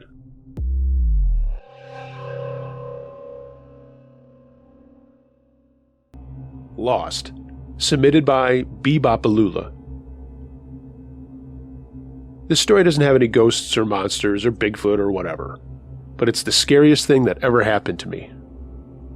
When I was in my 20s, I was engaged to be married, and a couple of months before the wedding, my fiancée decided she didn't want to get married anymore, basically gave me back the ring, and then took off to Florida. We lived in Colorado at the time, and she just up and took off. It blew me away, and blew everyone away. Her parents were pissed, my family was dumbstruck, and all of her friends were completely WTF. Anyway, you can imagine I was kind of in the dumps. I needed to get away from everything, and my job was really cool when they found out what happened. They allowed me to take time off and not charge me for vacation. I mean, they knew how upset I was. I thought that was really cool. I still talk to a lot of those people and my old boss to this day. After lounging around the house for a day or two feeling terrible and sorry for myself, I decided to go on a hiking trip and do a little camping, and I figured I could go out and just clear my head and do some thinking about where my life was headed. So I gathered up my gear. I had to buy some other stuff, loaded up my pack, and off I went. I told my parents and my brother where I was headed, and they just said to be safe. At first, my mom tried to talk me out of going by myself, but she saw that I really needed to be alone and figure things out. I arrived at a trailhead midday, and it was a couple-hour drive for me to get where I wanted to go, so, leaving my car behind, I began to make my trek. I brought enough provisions for about 3 days and figured I would connect some of the trails to extend the hike. The first day was awesome, and I saw a couple of people also hiking, but I learned from them that the trail I was on had pretty light usage and I wouldn't really be seeing a lot of people. In a way that made me feel good because I didn't want to be around people, but at the same time, it also made me a little nervous that I wouldn't be seeing a lot of folks, and without being too negative and thinking something bad would happen, I was conscious of the fact that if something did go wrong, I'd be in trouble. Truth be told, trouble is what I eventually found myself in. I stopped to camp as the sun was going down and figured I would just set up my little Whisperlight stove and make some noodles. I was just going to bivvy out there and not sleep in a tent, although I did bring one. After I ate, I cleaned up and sat back with a bottle of Maker's Mark and just sat thinking about everything that was happening to me. After a bit, I went to sleep, and the next day brought more of the same. Great hiking, awesome views, some interesting people who wanted to stop and chat, but they were few and far between. I camped again as the sun was going down, trying to relax and think about where I was headed, and I know it was early on in this whole thing with my ex-fiancée taking off, but I was starting to look at her a little differently and put things into perspective. I was working hard about not being angry with her and trying to just focus on myself. I realized that wasting time on a person like that is just that, wasted time. The next morning, I noticed the skies getting dark and was thinking I should start heading back and maybe take some trails towards my car, so the next day I'd be able to complete the hike and get into my car and go home. Unfortunately, the rain came, and this was not just rain. This was a hell of a thunderstorm. I don't know if you've ever been out in that area, but you can see the storms coming, and you can see the lightning and you can hear the thunder, and it's really beautiful to be honest, but also kind of scary, especially when you know you're out in the middle of nowhere without shelter. I found a little outcropping of rocks and held up there as the really heavy stuff came down. I just sat there listening to the thunder boom all around me. Man, it was so loud. After a while, the rain stopped and I started my hike again, and looking at an old map, I thought I would take a shortcut that would get me back to my car a little faster. I would have one more night to stay out there, but I figured this would save me some time. I mean, I was having a blast, but I was also at that point where I was ready to go home. So, off I went down this trail. I realized, after about an hour, that something was not right about it. It didn't really feel like a trail anymore. It was kind of like bushwhacking, but not really serious bushwhacking. I mean, it just didn't feel like a trail. I guess that's the only way I can describe it. Up to this point, everything I was walking on had been clearly defined, and you could tell that people used it all the time. I was now on something that looked like no one had been out there for years. So I stopped and looked at this crappy map that I had brought and thought if I made a beeline straight away from this trail, I would find another trail that would get me back to where I needed to be. I started to make my way across between these two trails that the map said were there and realized pretty fast that this was probably a really stupid idea. I had my compass out, but the way I was walking I was kind of zigzagging all over the place and not being able to keep a straight direction. Part of that was due to the terrain. It just wasn't a straight shot like I thought it was going to be. So I'm out there thinking that I'm heading in the right direction, not realizing that I'm not, but my compass says I am. Night's starting to fall, and I realize I'm going to have to stay out here even though there's no ideal places to stop. After finding a somewhat decent place, I stopped, ate something, and realized that in the morning I was going to have to figure something out because this map was useless now. It was kind of useless to begin with. I was pissed off at myself for making a stupid decision like this instead of staying on the trail. If there's any moral of the story in this, it's stay on the trail. In the morning, I woke up and looked at that dumb map again for whatever reason. I got my bearings, checked my compass, and started heading in a direction that I knew there had to be a trail. I walked and walked and walked all day long and did not come across any trail. I couldn't figure out how this was humanly possible. I mean, it didn't make any sense. There had to be something out there, no matter what direction I went in, but I wasn't coming across anything or anyone. I started to realize I was on the edge of being really screwed. I remember sitting down to try to think things through and keep calm. That's another moral of the story. Keep calm. I did, but at this point I knew I was lost and I didn't know how I was going to get out of here. It kind of felt like I was in the Blair Witch Project, where the people are walking around and around and they're just going in circles. That wasn't the exact case with me, it just felt like that. Night was coming again, and I thought to myself, well, I'm going to have to stay out here again until I can figure out where the hell I'm going. So I stopped and noticed that I was going to be running out of food real soon. I did bring extra, knowing that something always could go wrong, but I didn't think I was going to have anything go wrong. Now, here I was. I slept as best as I could and woke up with the sun and started off in an easterly direction. I mean, there had to be a trail out there. But as I had no idea where I was kind of scared. I stayed positive and made my way, but it's hard to shake that feeling when you're not seeing any progress and you feel like you're really lost. I walked and walked again, and still nothing. I came up on a little hill and saw a lake in the distance and figured I would make my way towards the lake, as for whatever reason in my head, I thought that a trail had to go to the lake.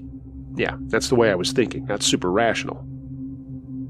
I made for the lake, and just like anything else and anyone who's been out in the woods or out hiking, everything looks a hell of a lot closer than it really is. I figured I'd be there in an hour or so, but after 2 hours of walking, I still had not found my way to the lake following my compass direction. Night was falling again, and now I knew I was really in trouble. That night I barely slept at all. I'm a grown man, and I'm not going to lie. I was scared to the point of tears. I was frustrated and mad at myself for being an idiot and going off the trail. I finally dozed off and woke up angry. I was not going to sit around feeling sorry for myself. I was going to make this happen and get the hell out of there. Thankfully, after a half day of walking, I did come across a trail. I had no idea where it led, but I was just happy to be on something that was defined. I started walking, hoping to run into someone who could tell me where the hell I was. And thank God that actually happened. A young couple was coming up the trail and saw me and waved. I stopped them and asked what trail I was on, and they told me, then asked if I was okay. They could tell something was wrong. I told them that I had gotten lost and was now trying to figure out how to get back to where my vehicle was. They were really cool, gave me some food that they had, and told me that they had a different map than mine. We looked at it, and I was nowhere near my car. How the hell I got that far away from it, I have no idea. They asked if I would walk with them for a bit in the direction of my car, and I said yes. I needed company at that point. I was over being by myself. We walked along until they were taking a different trail, but now I had an idea of where I was, so that made things a little easier. It did take longer to get to my vehicle, and as a matter of fact, an extra whole day, but I made it to my car, thankful that I did. I didn't realize that my family was at home wondering where the hell I was. All I knew was I was hungry, I was thirsty, and I was miserable. But as I got into my car, I realized something. In the face of adversity, I got out of being lost. I stayed strong and found my way, and I think that was some kind of message or metaphor for where I was in life. Things for me personally were upside down, but I knew at that moment I would get through it, because that's just the way life is. If you work at it, you'll get through it. I left part of me out in that national forest, but I also found a new part of me, one that I had never realized was in me. I'm sure some of your listeners will think this is a cheesy story with a goofy happy ending, but the truth be told, I have never been more scared in my entire life.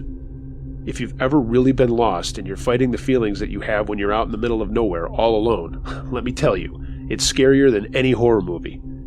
When your mind wanders and you're thinking, shit, this is it, I'm dead, it's not a fun time. I'll end here. I eventually found another wonderful woman, and we've been happily married for years and have 2 kids. I take them hiking, and we all go camping, and I always remind them to stay on the trail and to never lose your cool if you do get lost.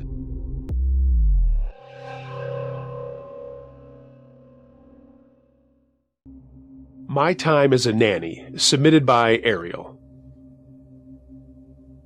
All I'm going to say about where this happened was it was near Miami. I had dropped out of college after my sophomore year because I didn't want to spend any more money on a degree I wasn't sure I really wanted, and I didn't want to waste any more time trying to figure out what I really wanted to do. I thought long and hard about staying in my job as a waitress/hostess, and then heard about becoming a nanny. I looked into it and thought it was interesting and decided to move forward with it and applied for a job. There was some training involved and a lot of background checks, but I was accepted into the agency and very quickly placed with a family. I was blown away. This family was loaded beyond my wildest dreams.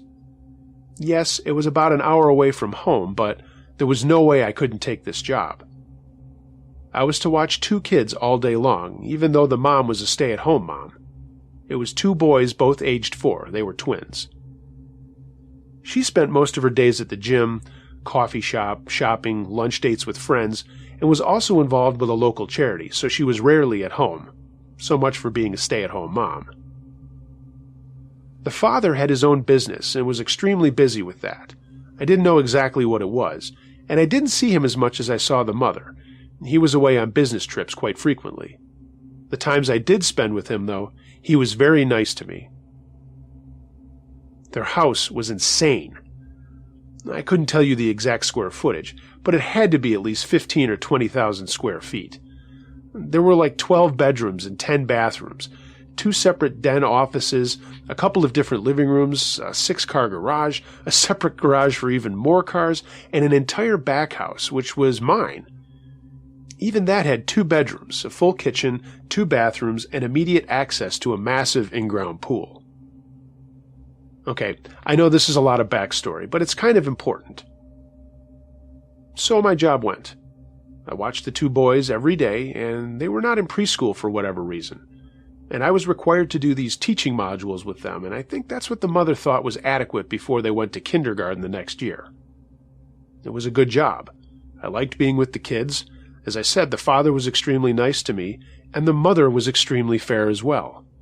I even had use of one of their cars. I shit you not, a Maserati. I was given excellent time off in the evenings and on the weekends, and when they went on holiday trips, I went with them at no charge, didn't take care of the kids the entire time, and was always given extra spending money to do whatever I wanted to for at least 2 or 3 days on these 2-week trips. So far, this sounds like a fucking paradise, right? Well, while I was watching the kids one day, there was a buzz from the driveway gate. I was busy with the kids in their basement playroom, and the maid, a woman named Maria who did not speak English very well, apparently buzzed this person in, thinking it was a delivery of some kind. I thought that was odd, because most deliveries went to a different building for holding until the father or mother got home.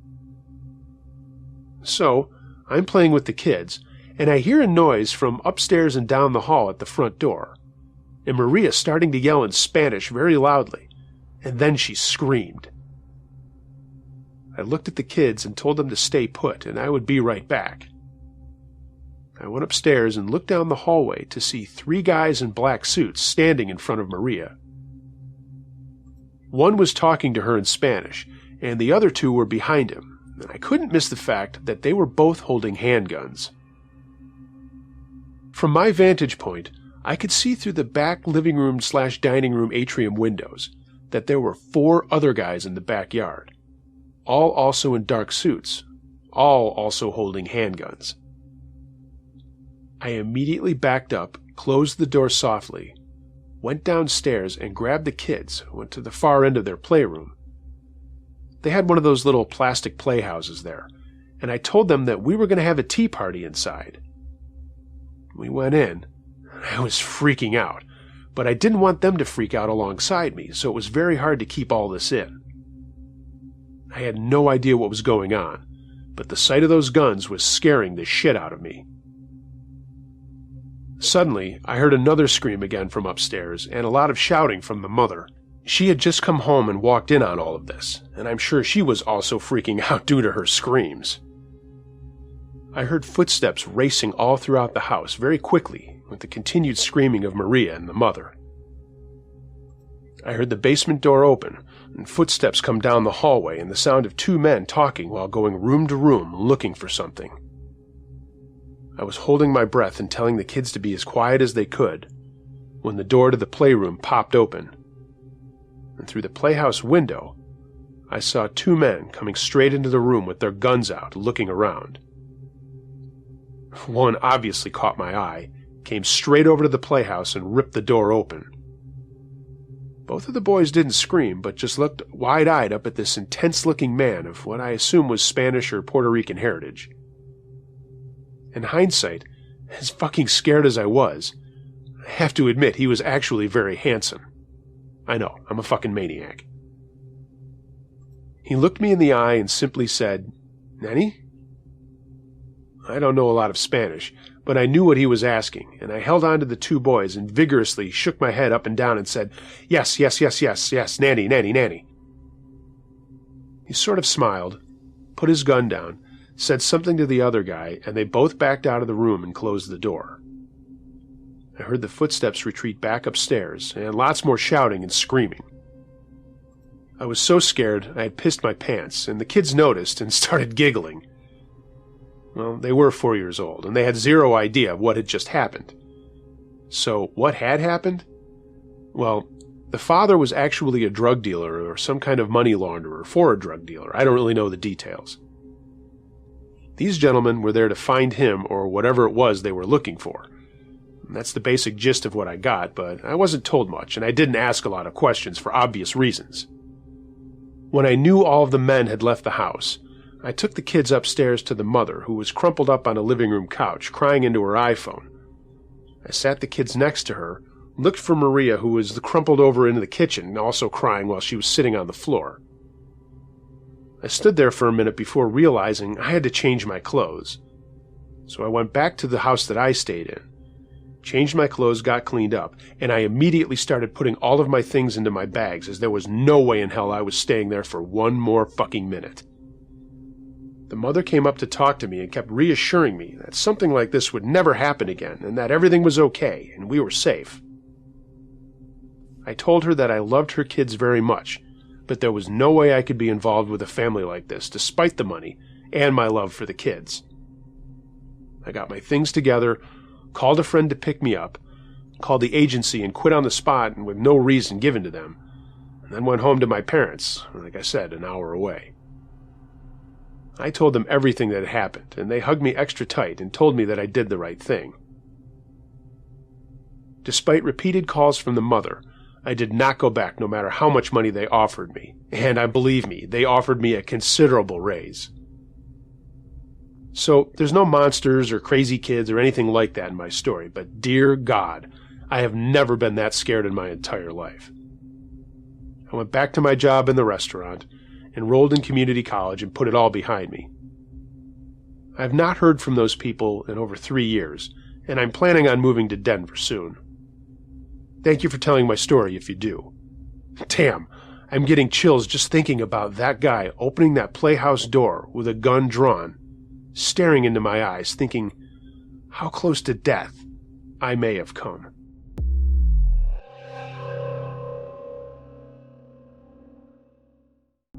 Messed Up Camping Trip, submitted by Jenny O412. Hey, this happened to me in the summer of 2015. A group of my friends decided to go camping and hiking at this trail about an hour from our home. Where it was is not important, but what happened out there is. I probably should be more forthcoming about the name of the trail and the state that I'm telling this story from, but I don't want anybody to know who I am. It's not that I'm worried about myself, I just don't want any publicity. Our group got together, and we all got our stuff ready to go when we were ready to head out to the trail and go camping. There were 4 of us, 2 couples.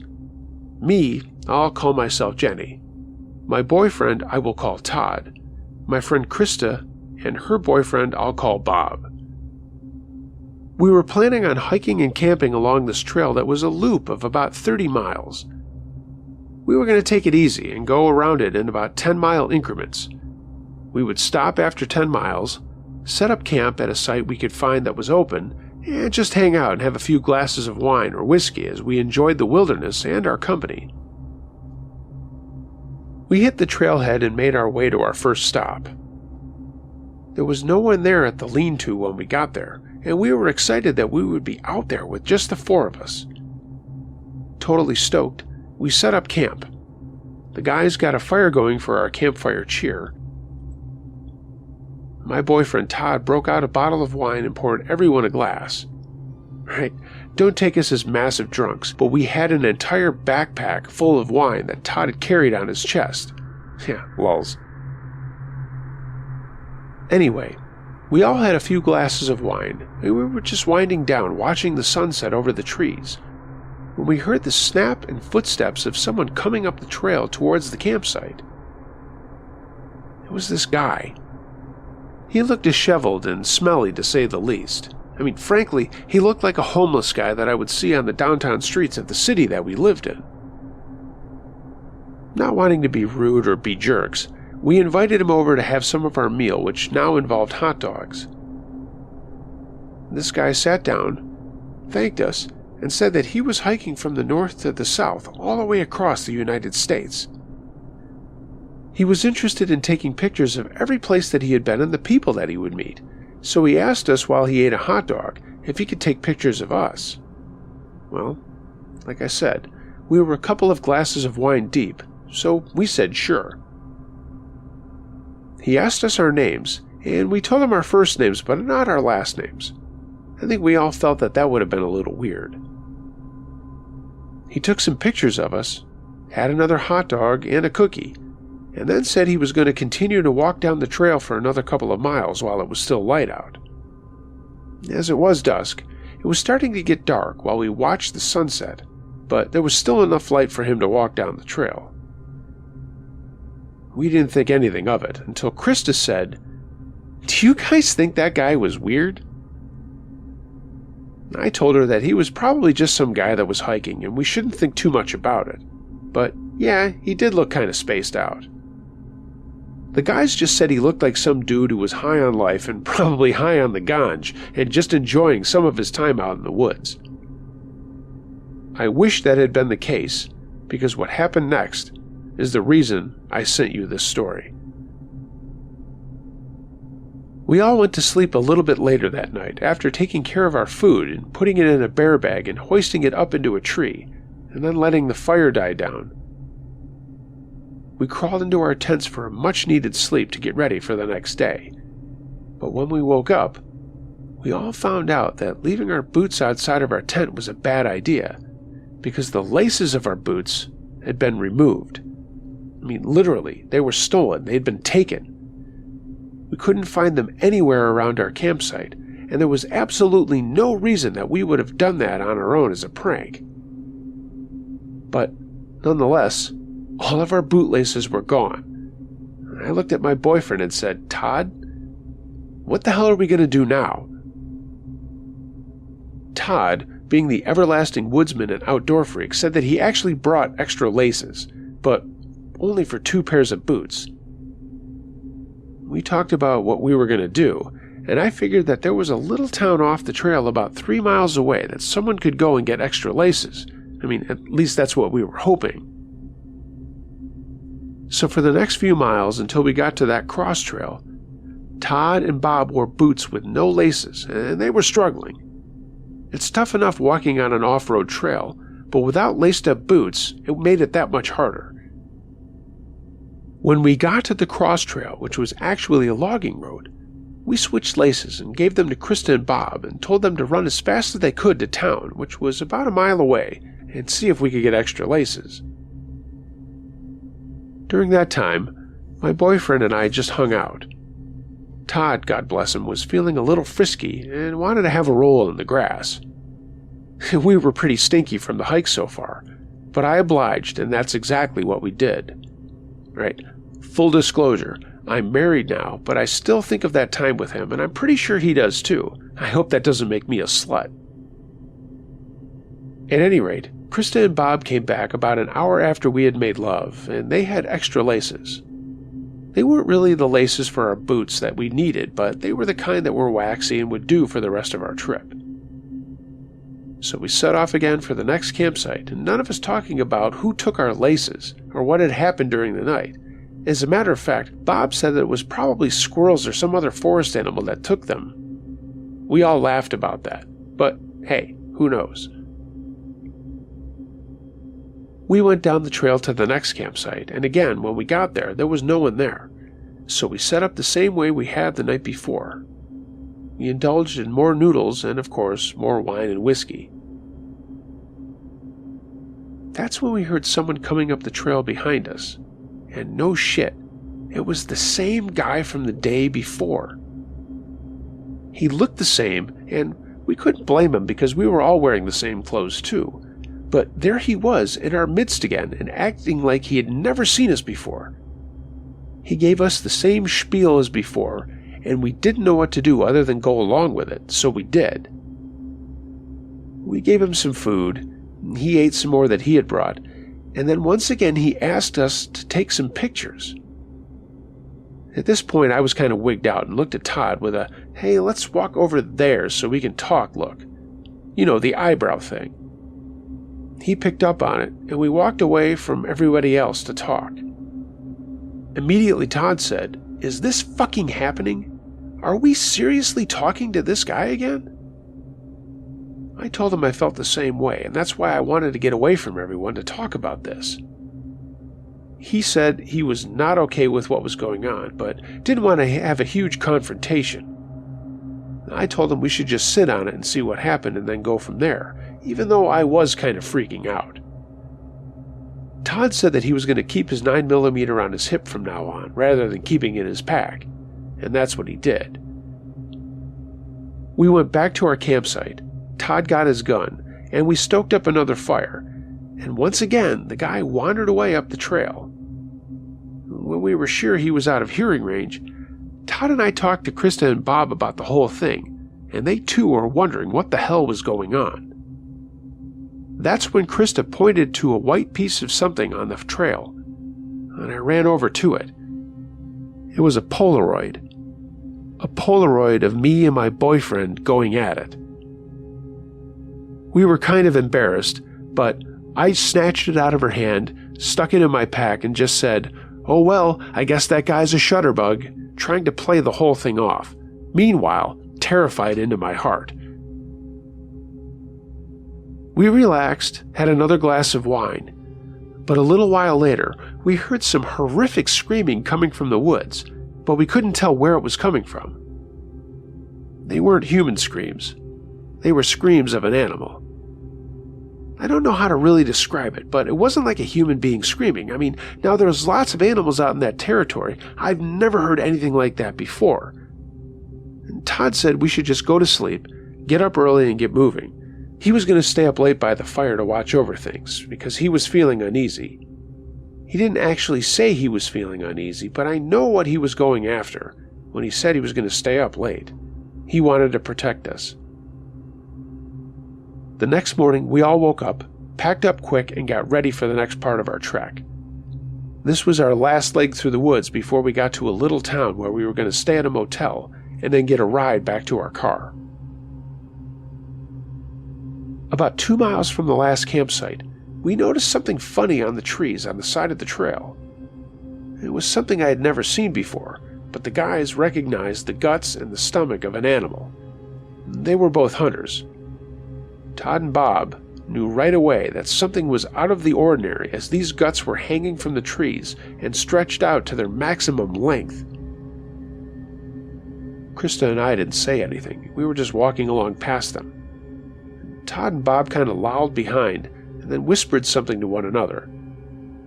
We kept walking, but I couldn't help notice that Bob also took his handgun out of his pack and holstered it.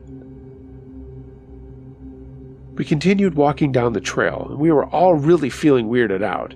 I mean, something was just not right, And I'm not just talking about the stuff that was hanging in the trees or all the other stuff. We just didn't feel alone anymore. All that crap with the weirdo showing up 2 nights in a row had our minds racing. And none of us brought it up or spoke about it, but I know we were all thinking it. I mean, I know that because that's what we talked about after this whole ordeal.